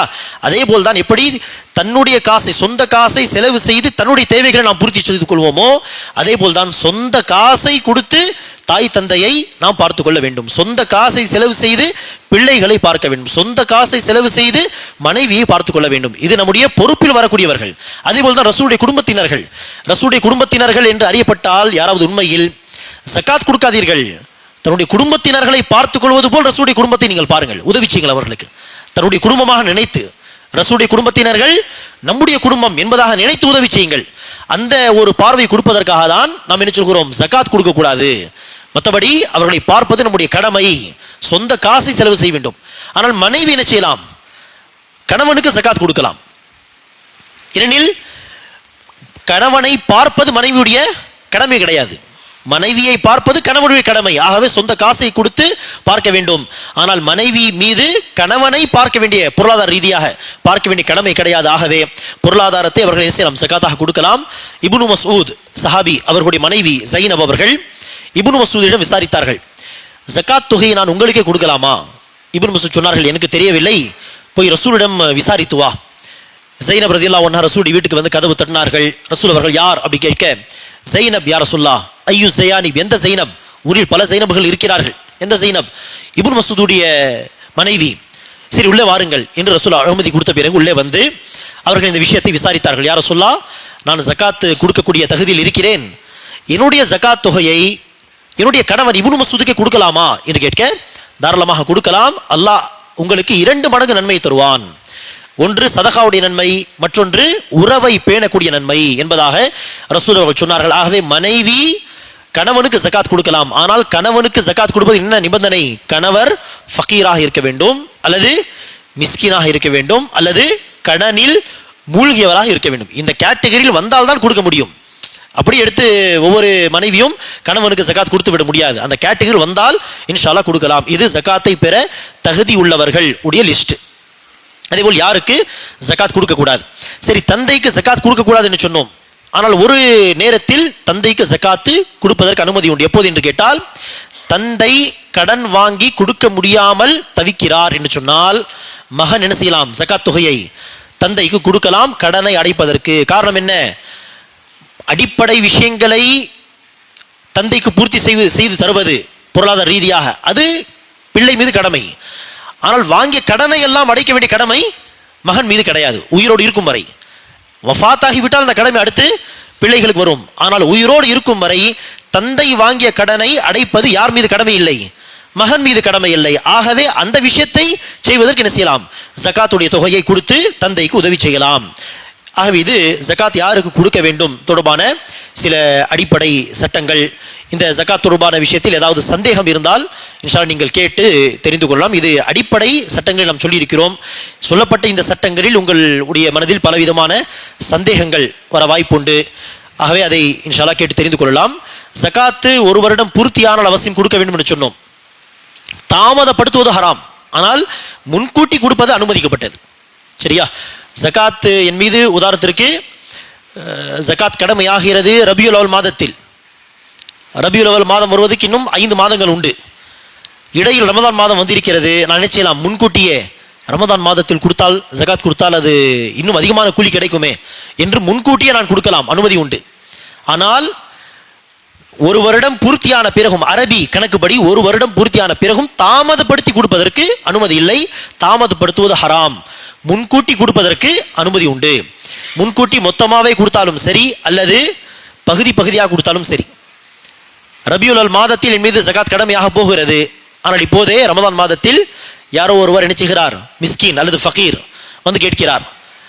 ஒரு தொகையை கொடுக்கும் பொழுது ஜகாத்தில் இதை கழித்துக் கொள்ளலாம் என்று எழுதி வைத்துக் கொள்ளலாம். உதாரணத்திற்கு அடுத்த மாதம் யாரோ கடனை அடைக்க முடியாமல் தவிக்கிறார், உதாரணத்திற்கு ஒருவர், அவருக்கு உதவி செய்கிறேன். அந்த காசையும் கொடுக்கும் பொழுது ஜகாத்தாக நினைத்து கொடுத்தால் மாத்திரம்தான் அதை ஜகாத்தில் கழித்துக் கொள்ளலாம். சரியா? கொஞ்சம் கொஞ்சமாக முன்கூட்டி கொடுப்பதற்கும் அனுமதி உண்டு, மொத்தமாகவே முன்கூட்டி கொடுப்பதற்கும் அனுமதி உண்டு. தாமதமாக கொடுப்பதுதான் ஹராம், தாமதப்படுத்துவது ஹராம். கொடுப்பது வாஜிபு, தாமதப்படுத்துவது ஹராம். சரி, அதே போல் முன்கூட்டியே கொடுக்கக்கூடியவர்கள் கொடுக்கும் பொழுதே ஜகாத்தாக நினைத்து கொடுத்தால்தான் அது ஜகாத். சரியா? உதாரணத்திற்கு நான் போன மாதம் யாரோ ஒருவர் மெடிக்கல் தேவை என்று வருகிறார், உதாரணத்திற்கு 10,000 ரூபாய் கேட்கிறார். சரி, சதகாவாக நினைத்து 10,000 கொடுத்து விட்டேன். கொடுத்து ஒரு மாதம் கழித்து உதாரணத்திற்கு ஜகாத்து கொடுக்க வேண்டியது இருக்கிறதே, சரி கொடுத்த அந்த 10,000 ஜகாத்தில் கழித்துக் கொள்ளலாம். கொடுத்த பிறகு என்ன செய்ய முடியாது, நார்மல் சதகாவை ஜகாத்தாக மாற்ற முடியாது. கொடுக்கும் பொழுதே ஜகாத்தாக நினைத்து கொடுத்தால் அந்த வருடம் பூர்த்தி ஆகும் பொழுது ஜகாத்துடைய கணக்கை பார்க்கும் பொழுது ஜகாத்தில் அதை லெஸ் செய்து கொள்ளலாம், கழித்துக் கொள்ளலாம். கொடுக்கும் பொழுது நார்மல் சதகாவாக கொடுத்து விட்டு பின்னர் என்ன செய்ய முடியாது, ஜகாத் என்கிற நியத்தை மாற்றிக்கொள்ள முடியாது. இது சில அடிப்படை சட்டங்கள். ஏதாவது டவுட்ஸ் இருந்தால் இன்ஷா அல்லாஹ், கேள்விகள் இருந்தால் இன்ஷா அல்லாஹ் கேட்டு தெரிந்து கொள்ளலாம்.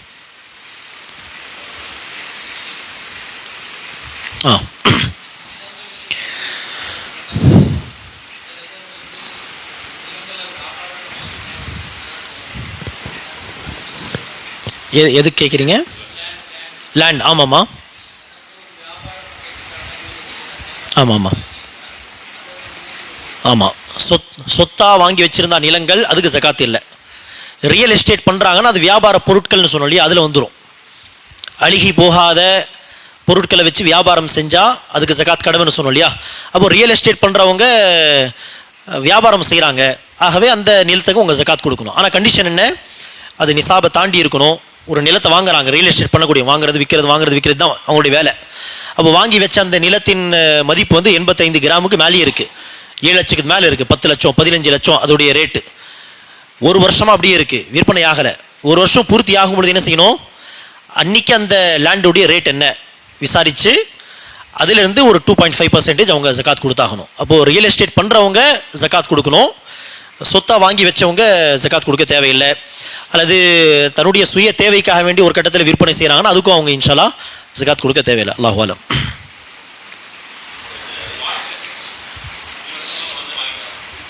அஞ்சு வருஷம் வாடகை. ஓகே, அப்போது சொந்த வீடாக இருக்கட்டும், இல்லை பல வீடுகள் வாங்கி வச்சாலும் அதுக்கு ஜகாத் இல்லைன்னு சொன்னோம் இல்லையா. ஆனால் அந்த வீட்டெல்லாம் ரெண்ட்டுக்கு விட்டுருக்குறோம், ரெண்ட் வருது அப்படின்னு சொன்னால் அந்த ரெண்ட்டில் வரக்கூடிய காசாக இருக்கட்டும், சரியா, இல்லை நீங்கள் ஜாப் செஞ்சு சம்பாதிக்கிற காசாக இருக்கட்டும், வியாபாரம் செஞ்சு சம்பாதிக்கிற காசாக இருக்கட்டும், எல்லாமே நீங்கள் சம்பாதிக்கிற காசில் அது வந்துடும். அந்த காசு சேவிங்ஸ் பண்ணி அது 85 கிராமுக்கு ஈக்குவலாகவோ இல்லை கொஞ்சோண்டு தங்கம், அந்த காசு ரெண்டுமே சேர்ந்து 85 கிராமுக்கு ஈக்குவலாக வந்தால் தான் ஜகாத் கடமை. மற்றபடி அது ரெண்டு காசு, ஜாபில் சம்பாதிச்சு சேர்த்து வச்ச காசு, இல்லை வியாபாரத்தில் சேர்த்து வச்ச காசு, அது பிரித்து பார்க்க தேவையில்லை. மொத்தத்தில் அது சேர்த்து வச்ச காசு அது, சரியா. அப்போ ரெண்ட் அப்படின்னு தனியாக கேள்வி கேட்க தேவையில்லை. காசு சேர்த்து வச்சிருக்கிறேன், அது ரெண்டில் சேர்த்து வச்சாலும் சரி, வியாபாரத்தில் நீங்கள் சேர்த்து வச்சாலும் சரி, இல்லை ஜாபில் சம்பாதிச்ச காசு சேர்த்து வச்சாலும் சரி, மொத்தத்தில் சேர்த்து வச்ச காசு நிசாபை அடைஞ்சு ஒரு வருஷம் பூர்த்தி ஆச்சுன்னு சொன்னால் தான் ஜகாத் கடமை. அதில் நம்ம வந்து எங்கேருந்து அந்த காசு வந்துச்சு அப்படின்னு வித்தியாசம் செஞ்சு பார்க்க தேவையில்லை. ஹராமான வழியில் சம்பாதிச்சாதான் ஜகாத்தே இல்லை. அதுக்கு யார் ஹராமான வழியில் சம்பாதிக்கிறாங்களோ அந்த காசுக்கு ஜகாத்தே கிடையாது. ஹராமான காசுக்கு ஜகாத் இல்லை. ஹலாலான காசு சேர்த்து வச்சிருக்கிறோம், எங்கேருந்து வந்துச்சு என்பதை பார்க்காம ஹலாலான வழியில் சம்பாதிச்ச காசா சேர்த்து வச்சு நிசாப் அடைஞ்சா கண்டிப்பாக அதுக்கு ஜகாத் கொடுக்கணும், ஒரு வருஷம் பூர்த்தியான பிறகு இன்ஷா அல்லாஹ்.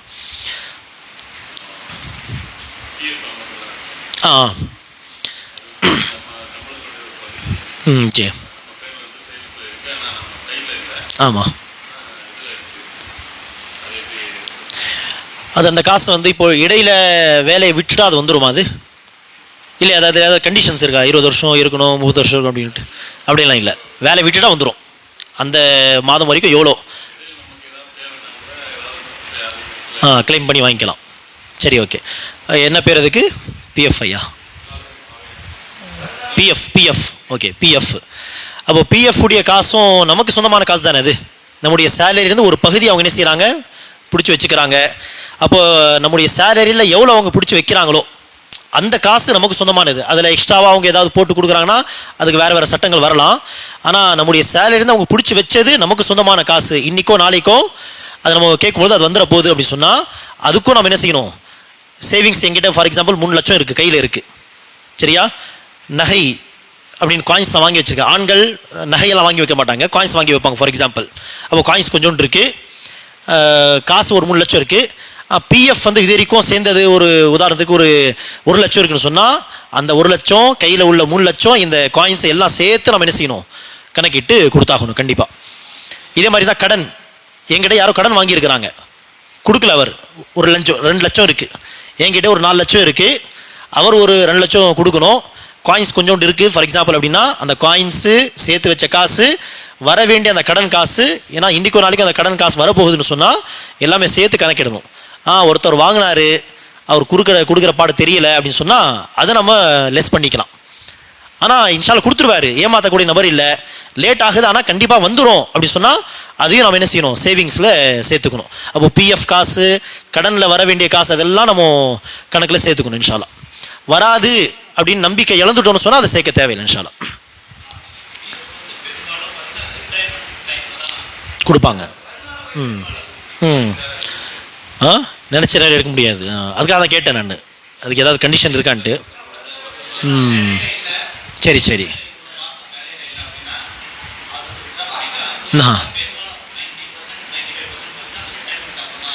Okay okay.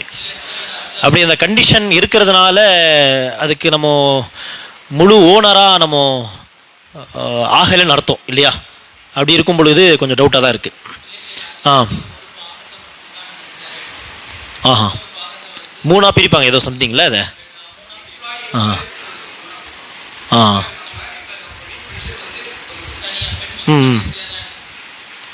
சரி.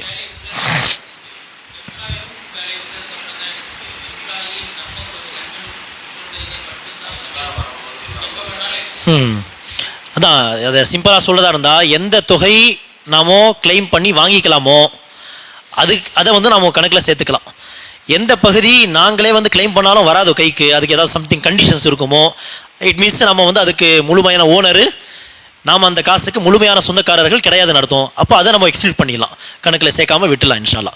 எதுக்கு நாம் உரிமையாளர்களாக இருக்கிறோமோ அதை நம்ம இன்ஷால்லா நம்முடைய கணக்கில் சேர்த்துக்கணும். அல்லாஹு அலம். ஃபித்ராவையும் ஜக்காத்துன்னு தான் சொல்லுவாங்க. ஃபித்ரா நம்ம சொல்லுவோம் இல்லையா, அதை வந்து ஜக்காத்துல் ஃபித்ர் அதுக்கு பேர், ஹதீஸில் வந்த பேர் ஜக்காத்துல் ஃபித்ர். ஆனால் அதுக்கு இந்த சட்டங்கள் வராது, அதுக்கு தனி ஸ்பெஷல் சட்டங்கள். அதில் நிசாபெல்லாம் பார்க்கக்கூடாது. இப்போ என்கிட்ட வந்து நகையும் பெருசாக நிசாப்னு சொல்ல அளவுக்கு இல்லை, சேவிங்ஸும் என்கிட்ட பெருசாக இல்லை. ஆனால் எனக்கு வந்து பிறருக்கு ஃபித்ரா கொடுக்குற அளவுக்கு எல்லாம் வசதி கொடுத்துருக்கான்னு சொன்னால் ஃபித்ரா கொடுக்குறது கடமை என் மீது. அப்போ இதில் வந்து அந்த நிசாப் அளவு 85 கிராம் அதெல்லாம் வராது. ஃபித்ரா கொடுக்குற அளவுக்கு எல்லாம் உங்களுக்கு சக்தி கொடுத்துருக்கானா நீங்கள் ஃபித்ரா கொடுத்தாகணும். அதுக்கு தனி சட்டங்கள், அதை நம்ம மேபி இன்ஷால்லா பெருநாளுக்கு முன்னாடி உள்ள ஜும்மாவில் வேணும் அந்த சட்டங்கள் பார்த்துக்கலாம் இன்ஷால்லா.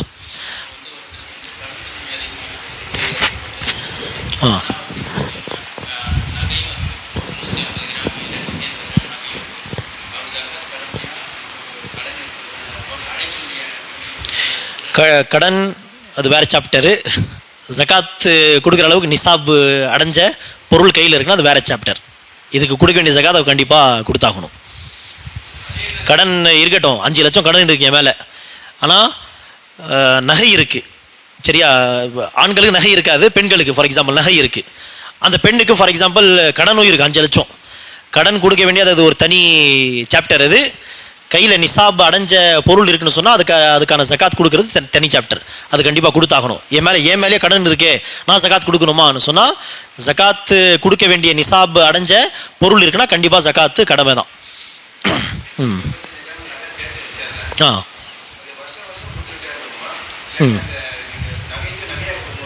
ஆமாம் ஆமாம், இல்லை வருஷம் வருஷம் கடமை தான். ஆமாம்மா, அது அந்த காலத்தில் அனஸ் பின் மாலிக் என்கிற சஹாபி அவங்க மட்டும்தான் அநேகமாக ஆபரணங்களுக்கு ஒரு முறை தான் ஜகாத் கடமை அப்படின்ட்டு பிஜே சொல்லுவாங்க இல்லையா, அந்த மாதிரி எக்ஸாக்டாக அந்த மாதிரியான கருத்தா தெரியல எனக்கு, ஆனால் அது மாதிரியான ஒரு கருத்தை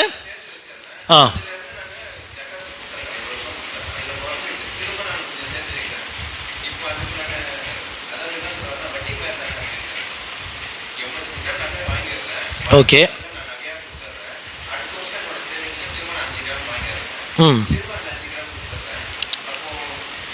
இல்லை, அந்த 5 கிராமுக்கு மட்டும் இல்லை, மொத்தம் நகைக்கு அடிக்கடி கொடுக்கணும், வருடம் கொடுக்கணும். இதுதான் அதான் நான் சொல்ல வந்தேன்.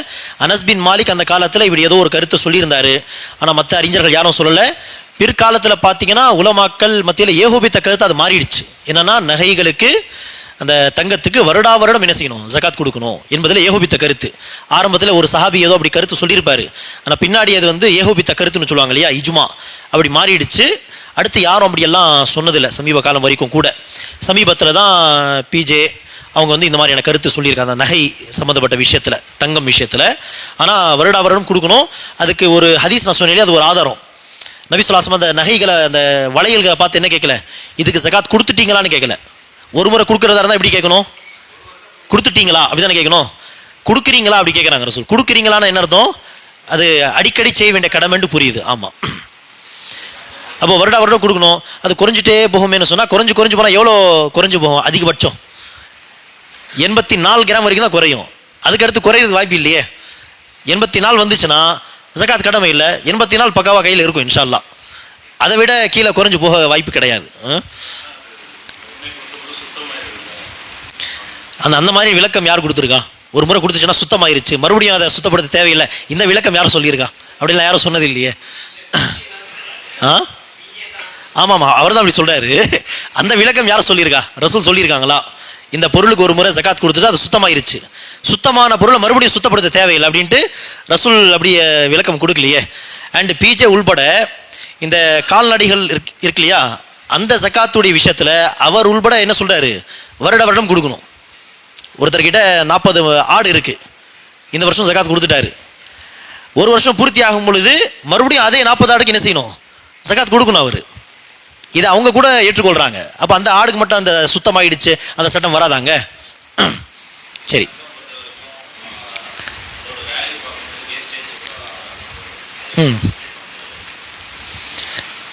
வேஸ்டேஜ் அதாவது இப்போ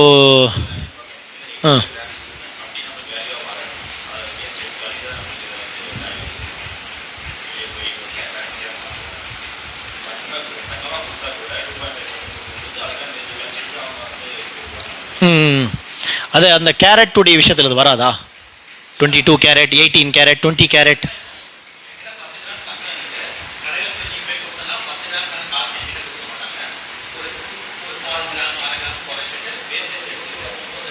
இல்லை, அது காசாக மாற்றும் பொழுது நடக்க தான் செய்யும். ஆனால் மார்க்க ரீதியாக பார்த்தீங்கன்னா தங்கத்தை கொடுத்து தங்கம் வாங்கினா, உதாரணத்திற்கு காசு விட்டுருங்க, தங்கம் கொடுத்து தங்கம் வாங்கினா இஸ்லாம் என்ன சொல்லுதுன்னா சமமாக தான் என்ன செய்யணும், கொடுக்கல் வாங்கல் வைக்கணும்ட்டு. அப்போ அங்கே பார்த்தீங்கன்னா அந்த வேஸ்டேஜ் அந்த ப்ராப்ளம்லாம் வராது. இஸ்லாமிக் முறைப்படி நடந்துக்கிட்டா சரியா, தங்கம் கொடுத்து தங்கம் வாங்கினா ஈக்குவலாக தான் கொடுக்கணும் வாங்கணும் வந்திருக்கு.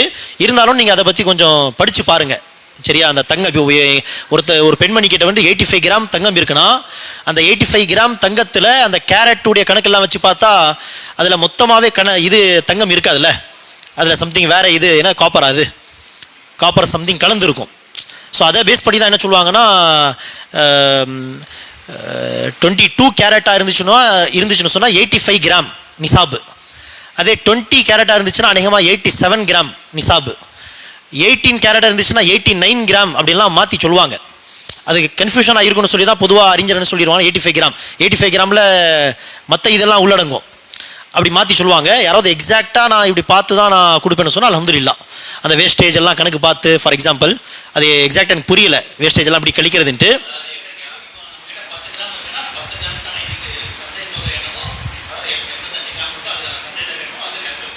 ஆமாம்மா, 1 கிராமுக்கு என்ன ரேட் ஃபிக்ஸ் பண்ணியிருக்காங்க இன்னைக்கு, அதை பேஸ் பண்ணி தான். அதை புரிஞ்சுக்கிறதுக்கு சிம்பிளான வழி என்ன, இப்போ ஒரு பெண்மணி கிட்ட நகை இருக்கு, ஜக்காத்தா கொடுக்குற காசு இல்லை கையில், அவங்க என்ன செய்யணும், அடிப்படை சட்டம் அந்த நகையிலேருந்தே ஒரு பகுதி கொடுக்கணும்னு சொன்னோம்ல. அப்போ அந்த நகையிலேருந்தே ஒரு பகுதி கொடுத்தாங்கன்னா அதை யாராவது ஒரு ஏழை காசாக மாற்றினா அன்னைக்குள்ள ரேட் பண்ணி தானே காசு வரும் உங்களுக்கு, அந்த கூட்டி கழிச்சு எல்லாம். அப்போ அவங்க அந்த கழிப்பு காசாக மாற்றும் பொழுது கழிக்க தான் செய்வாங்க. அப்போ நம்முடைய கணக்கு அந்த கிராம் இதுதான். 100 கிராம் நகை இருக்குன்னா அதில் 2.5 கிராம் தங்கம், இதுதான் ஜக்காத்து. அதை காசா எவ்வளோ இது வருது அன்றைக்கி ரேட் படி பார்த்து கொடுத்துக்கணும் இன்ஷா அல்லாஹ். தங்கத்தை தான் பேஸ் பண்ணி வைக்கணும். அதை காசாக மாற்றும் பொழுது எவ்வளோ வரும் அப்படி யோசிக்கக்கூடாது. தங்கத்தை பேஸ் பண்ணி நம்ம ஜகாத்தை கொடுத்துக்கணும் இன்ஷா அல்லாஹ். ம்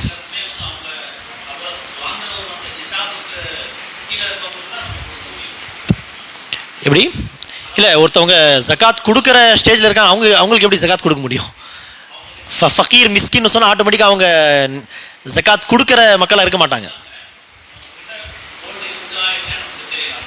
ஆ சரி சரி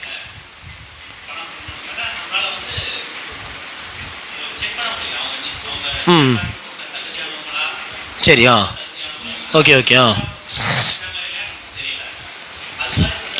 இப்படி இருக்கும் பொழுது பெரும்பாலும் கடன் பட்டவங்களாக இருக்காங்க, அடைக்க முடியலை அப்படின்னா இந்த மாதிரியான விஷயம் வந்து பெண்கள் விஷயத்தில் பெரும்பாலும் வராது, ஆண்கள் கேஸில் தான் வரும் இல்லையா? இல்லைன்னா பையனுக்கு ஃபீஸ் கட்ட முடியாதுன்னு சொல்கிறாங்க, உதவி கேட்குறாங்க, ஆனால் அவங்க ஒய்ஃப் கிட்ட நகையெல்லாம் இருக்குமா எனக்கு தெரியலை சொன்னால் ஃபீஸ் கொடுக்குறதோ இல்லை கடன் வாங்கினதை அடைக்கிறதோ இது யாருடைய பொறுப்பு? இது ஹஸ்பண்டுடைய இதில் தானே வரும் பெரும்பாலும். மனைவி கிட்ட நிசாபை அடைந்த நகை கூட இருக்கட்டுமே, ஆனால் ஹஸ்பண்ட் ஏழை மிஸ்கின்னு சொன்னால் அவங்களுக்கு தாராளமாக நீங்கள் கொடுத்துக்கலாம். ஏன் ஒய்ஃபே தன்னுடைய ஜகாத்தை யார் கொடுக்கலான்னு சொல்லியிருக்கோம்? தன்னுடைய ஹஸ்பண்டுக்கு கொடுக்கலாம்னு சொல்லியிருக்கோம். அப்படி இருக்கும்பொழுது வெளியால் கூட என்ன செஞ்சுக்கலாம், ஒய்ஃப் கிட்ட நிசாப் அடைஞ்ச அளவுக்கு நகை இருக்குது, அதை பார்க்க தேவையில்லை, அது ஒய்ஃபுடைய பொருள். அது ஹஸ்பண்ட் வந்து ஒரு ஏழை மிஸ்கின், அவருக்கு பெருசாக ஜாப் கிடையாது, கடன் பட்டவராக இருக்காரு, இல்லைனா ஃபீஸ் கொடுக்க தவிக்கிறாரு, அது ஹஸ்பண்டுடைய பொறுப்பு. அவருக்கு வசதி இல்லைன்னா நம்ம ஜகாத் கொடுத்துக்கலாம். ஈவன் தோ அவங்களுடைய ஒய்ஃப் கிட்ட நிசாப் அடைஞ்ச அளவுக்கு நகை இருக்கலாம், அல்லாஹ் ஆலம், அதை நம்ம பார்க்க தேவையில்லை.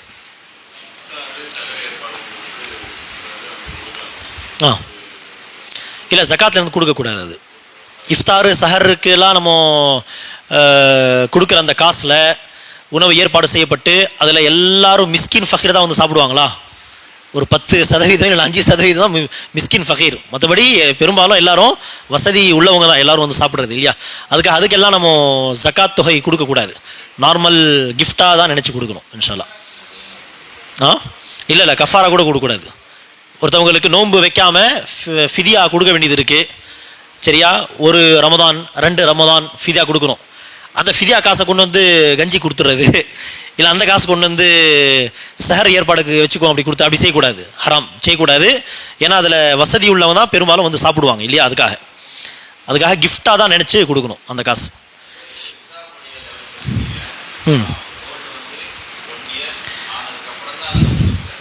ஆமாம் ஆமாம், நிசாப் அடைஞ்ச பிறகும் 1 வருஷம் வெயிட் பண்ணணும். ஆமாம் கழிச்சிக்கலாம். ஆமாம். இப்போ ஒருத்தவங்க வந்து நான் ஒரு எக்ஸாம்பிள் கொடுத்தேன் இல்லையா, இன்றைக்கி ரமதான் 8 70 கிராம் தான் இருக்குது ஒருத்தவங்க கிட்ட. இன்றைக்கி போய் புதுசாக ஒரு 20 கிராம் வாங்குறாங்க. 70 + 20 85 தாண்டி போயிருச்சு. அப்போ இன்றைக்கி கணக்கு ஸ்டார்ட் ஆகுது. அடுத்த வருஷம் ரமதான் 8 தான் ஜகாத் கடமை. ஆனால் ரமதானுக்கு முன்னாடியே ரஜப் மாதத்தில் ஃபார் எக்ஸாம்பிள் அதில் ஒரு பகுதி ஏதோ வீட்டில் ஏதோ தேவைப்பட்டுச்சு, அதில் ஒரு பகுதி கொண்டு போய் விற்பனை செஞ்சுட்டாங்க, 85 கீழே வந்துருச்சு, ஜகாத் கடமை இல்லை.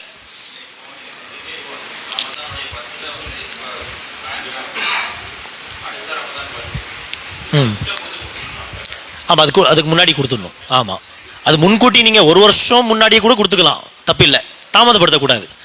முன்கூட்டி கொடுக்குறதுல உங்கள் இஷ்டம், அது 5 நாள் முன்னாடி கொடுங்க, 10 நாள் முன்னாடி கொடுங்க, 1 மாதம் முன்னாடி கொடுங்க, இல்லை 1 வருஷம் முன்னாடி கூட கொடுத்துருங்க. கடமையாகிறது என்னவோ 1 வருஷம் கழிச்சு தான். ஆனால் முன்கூட்டி கொடுக்க விரும்பினா அனுமதி இருக்குது சரியா? அது இந்த 1 வருஷத்தில் அந்த நிசாப் வரைக்கும் இருக்குமா இல்லை குறைஞ்சிருமா உங்களுக்கே தெரியாது. இருந்தாலும் நீங்கள் முன்கூட்டி கொடுக்க விரும்பினா மார்க்கத்தில் அனுமதி உண்டு. இப்னு அப்பாஸ்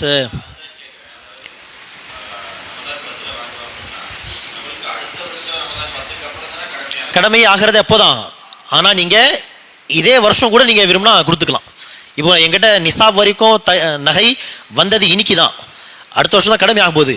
ஆனால் இதே ரமதானில் யாரை வந்து கடன் அடைக்கிறதுக்கு உதவி கேட்குறாங்க. இப்போ நான் அடுத்த வருஷம் தான் கடமை ஆக போகுது, அது வரைக்கும் நிசாப் வரைக்கும் இருக்குமா இல்லை கூட கேரண்டி இல்லை, இருந்தாலும் உதவி செய்யலாமே, அது ஜகாத்தாவே நினச்சி நான் கொடுக்கலாமான்னு கேட்டால் அனுமதி இருக்குது, முன்கூட்டி கொடுக்கறது அனுமதி இருக்குது இன்ஷா அல்லாஹ். நபி ஸல்லல்லாஹு அலைஹி வஸல்லம் அப்பாஸ் ரலியல்லாஹு அன்ஹு அப்படி அனுமதி கொடுத்தாங்க.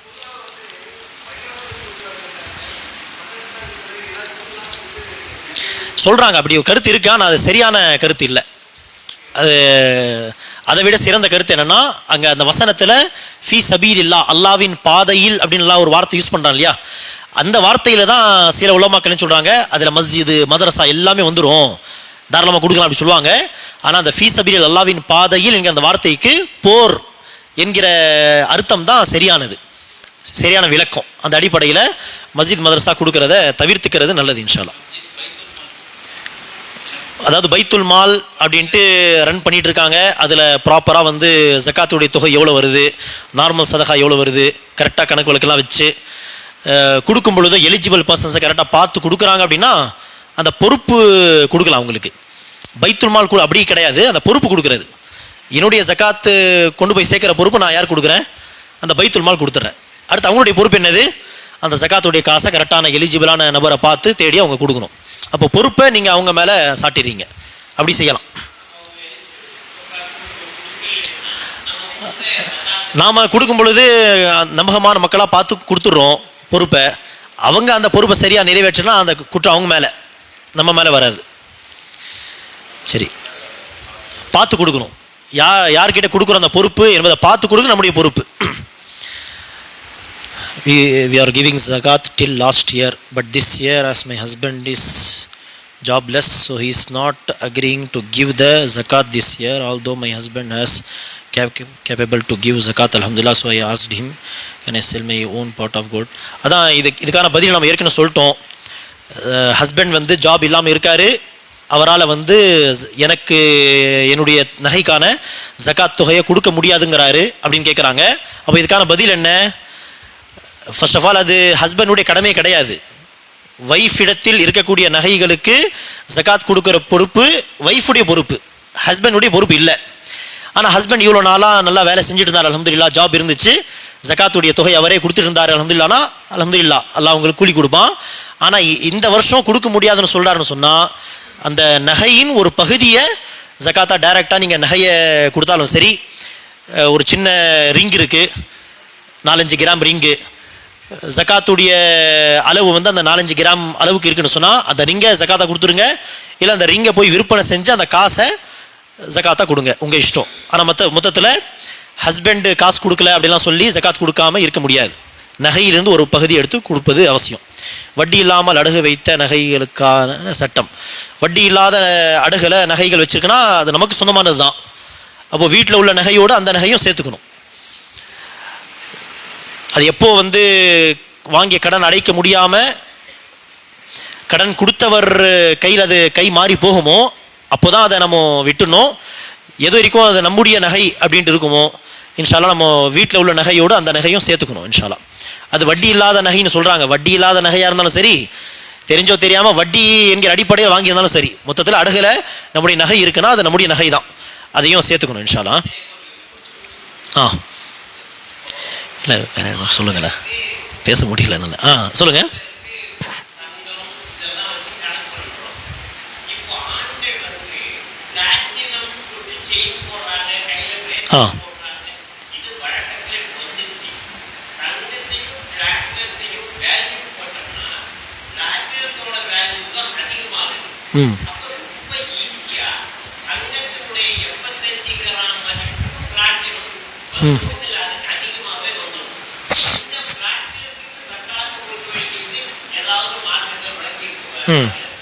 இல்லை இதுக்கு பிளாட்டினம் ஜகாத் இல்லையே, பிளாட்டினமுக்கு ஜகாத் இல்லை. இப்போ வைரம் இருக்குது, ரொம்ப விலை மதிப்புள்ள வைரங்களும் இருக்குது, ஆனால் வைரத்துக்குன்ட்டு ஜகாத் ஒன்றும் மார்க்கத்தில் சொல்லப்படலை. அந்த மாதிரி தான் பிளாட்டினமும்.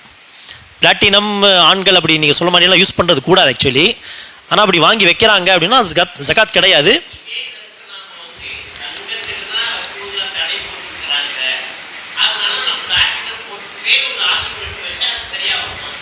இல்லை பிளாட்டினம் பிரேஸ்லெட்டாக போடக்கூடாது, ஏன்னா பிரேஸ்லெட் மாதிரி போடுறது பெண்களுடைய அலங்காரம் அது, சரியா? பிளாட்டினம் ரிங்கு போடுறதா இருந்தால் அது வேணும்னா நீங்கள் ஆண்கள் போட்டுக்கலாம்னு சொல்லலாம், ரிங் போடுறது அனுமதிக்கப்பட்டு தானே. தங்க இது போடக்கூடாது, வெள்ளி போட்டுக்கலாம், பிளாட்டினம் கூட போட்டுக்கலாம், ஏன்னா தடை இல்லை அதுக்கு. ஆனால் பிரேஸ்லெட்டு செயின் மாதிரிலாம் போடக்கூடாது. ஆனால் யார் அந்த பிளாட்டினம் வாங்கி வச்சுருக்காங்களோ அதுக்கு பிளாட்டினமுக்கு ஜகாத் இல்லை. அதோடைய வேல்யூ இப்போ எல்லாம் கொஞ்சம் குறைஞ்சிச்சுன்னு நினைக்கிறேன். ஒரு காலத்தில் கோல்டை விட அதிகமாக இருந்துச்சு, ஆனால் அதுக்கு ஜகாத்து இல்லை. இப்போது யாராவது வந்து கோல்டு வாங்கி வாங்கி வச்சா தானே ஜக்காத் கொடுக்கணும், பிளாட்டினமாக வாங்கி வாங்கி வச்சிடலாம் அப்படி யாராவது செஞ்சாங்கன்னா நியத்துக்கு ஏற்ப அல்லாஹ் அவங்களுக்கு கூலி தருவான். அவங்க வந்து தப்பிக்கிறதுக்காக வேண்டி வாங்கி வாங்கி அப்படி வச்சுக்கிறாங்க அப்படின்னா அவங்களோட நியத்தை அல்லாஹ் அறிந்தவன். அப்போ ஆடுல 40 ஆடு இருந்துச்சுன்னா ஜக்காத் கடமைன்னு சொன்னோம்ல, நபி ஸல்லல்லாஹு அலைஹி சொல்லுவாங்க, யார் வந்து ஜக்காத் கொடுக்காம எஸ்கேப் ஆகிறதுக்கு அந்த ஆடை பிரிச்சிடுறாங்களோ அவங்களுடைய நியத்துக்களை அல்லாஹ் அறிந்தவன் அப்படிங்கிற மாதிரி ஒரு ஹதீஸ் இருக்கு. அப்போ 40 ஆடு இருந்தால் தானே ஜக்காத் கடமை. வருஷம் பூர்த்தி ஆகிறதுக்கு முன்னாடி 40 ஆடுல இருந்து ஒரு 2 ஆடை மனைவி கிஃப்ட் அப்படின்னு கொடுத்துறது. ஃபார் எக்ஸாம்பிள் 38 ஆயிடுச்சு, எனக்கு ஜக்காத் கடமை இல்லை, கிஃப்டாக கொடுத்துறது. சரியா? இப்போது அவங்கவுங்க நியத்துக்கு ஏற்ப அல்லாஹ் அவங்களுக்கு கூலி கொடுப்பான் என்கிற மாதிரி ஒரு ஹதீஸ் நான் படிச்சிருக்கிறேன். அப்போது தப்பிக்கிறதுக்காக வேண்டிய ஜக்காத் கொடுக்காம தப்பிக்கிறதுக்கு வாங்கி பிளாட் போட்டுறது, வாங்கி பிளாட்டினம் போட்டுறது அப்படி செஞ்சாங்கன்னா அல்லாஹ் அவங்களுடைய நியத்துக்கு ஏற்ப அவங்களுக்கு கூலி தருவான். இன்ஷா அல்லாஹ். சரி, இன்ஷா அல்லாஹ் முடிச்சுக்கலாமா?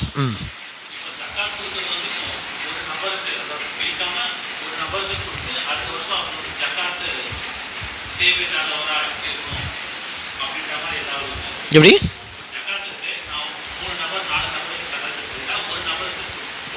சரி,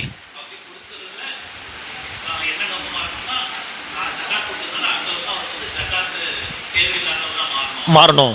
நல்லது, அல்ஹம்துலில்லாஹ். இப்போ நீங்கள் வந்து உங்களுடைய ஜக்காத் இதை நீங்கள் கணக்கிட்டு பார்க்குறீங்க, அது ஒரு 30,000 ரூபாய் வருது. அந்த 30,000-த்தை 30 பேருக்கு 1000 ரூபாய் பிரித்து கொடுக்குறத விட ஒருத்தருக்கு அந்த 30,000 ரூபாய் கொடுத்து ஒரு தள்ளு வண்டி ஏதோ ஒரு பிஸ்னஸ் செய்கிறதுக்கு நீங்கள் ஏற்பாடு செஞ்சு கொடுத்துட்டீங்கன்னா அவங்க அடுத்த வருஷம் ஜக்காத் கேட்குறவங்கள வரமாட்டாங்க. அப்படி தானே சொல்கிறீங்க? நல்லது தான், அல்ஹம்துலில்லாஹ். ஒரே நபர் கொடுத்துட்டு ஒரு முறையான ஒரு இதுவாக அது அமையும் இன்ஷா அல்லாஹ், பிரித்து கொடுக்குறத விட. எது இல்லை, திருமணத்துக்கெல்லாம் அடிப்படை தேவை கொடுக்கலாம். இப்போ ஒரு பொண்ணுக்கு திருமணம் இருக்குது, வரதட்சணை கொடுக்கறதுக்காக வேண்டி அவங்க ஜக்காத்து பணம் கேட்குறாங்கன்னா கொடுக்கக்கூடாது. ஆனால் அந்த பொண்ணுக்கு அடிப்படையாக ஒரு 5 ட்ரெஸ்ஸு, ஒரு 2-3 நகை வாங்கி கொடுக்கறதுக்கும் வசதி இல்லைன்னா அது ஒரு அடிப்படை தேவைன்னு சொல்லலாம். இன்ஷா அல்லாஹ் அதுக்கு வேணும்னா ஜக்காத் கொடுத்து உதவி செஞ்சுக்கலாம். ஆனால் அதை நம்ம ப்ரொமோட் பண்ணுறதை தவிர்த்துக்கணும், அந்த திருமணத்துக்கு கொடுக்குறத அவங்களுக்கு உதவி செய்கிறத தவிர்த்து.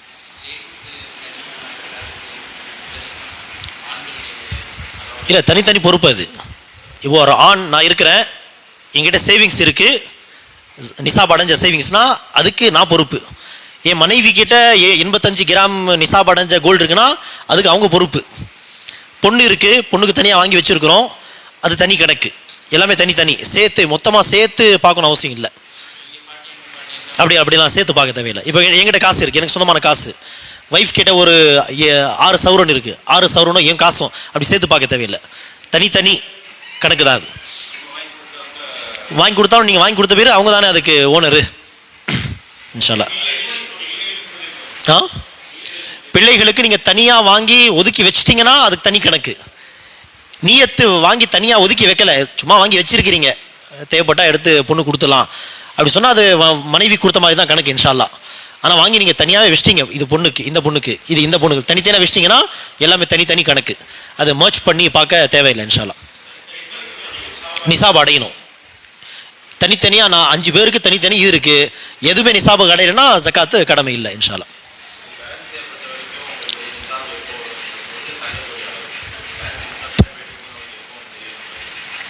எப்படி?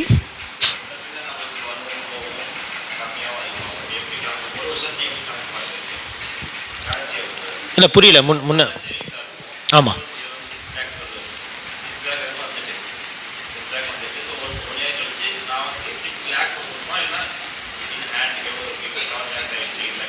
ஓகே. கையில் எவ்வளோ இருக்கோ மொத்தமாகவே கணக்கிட்டு கொடுத்துறது நல்லது.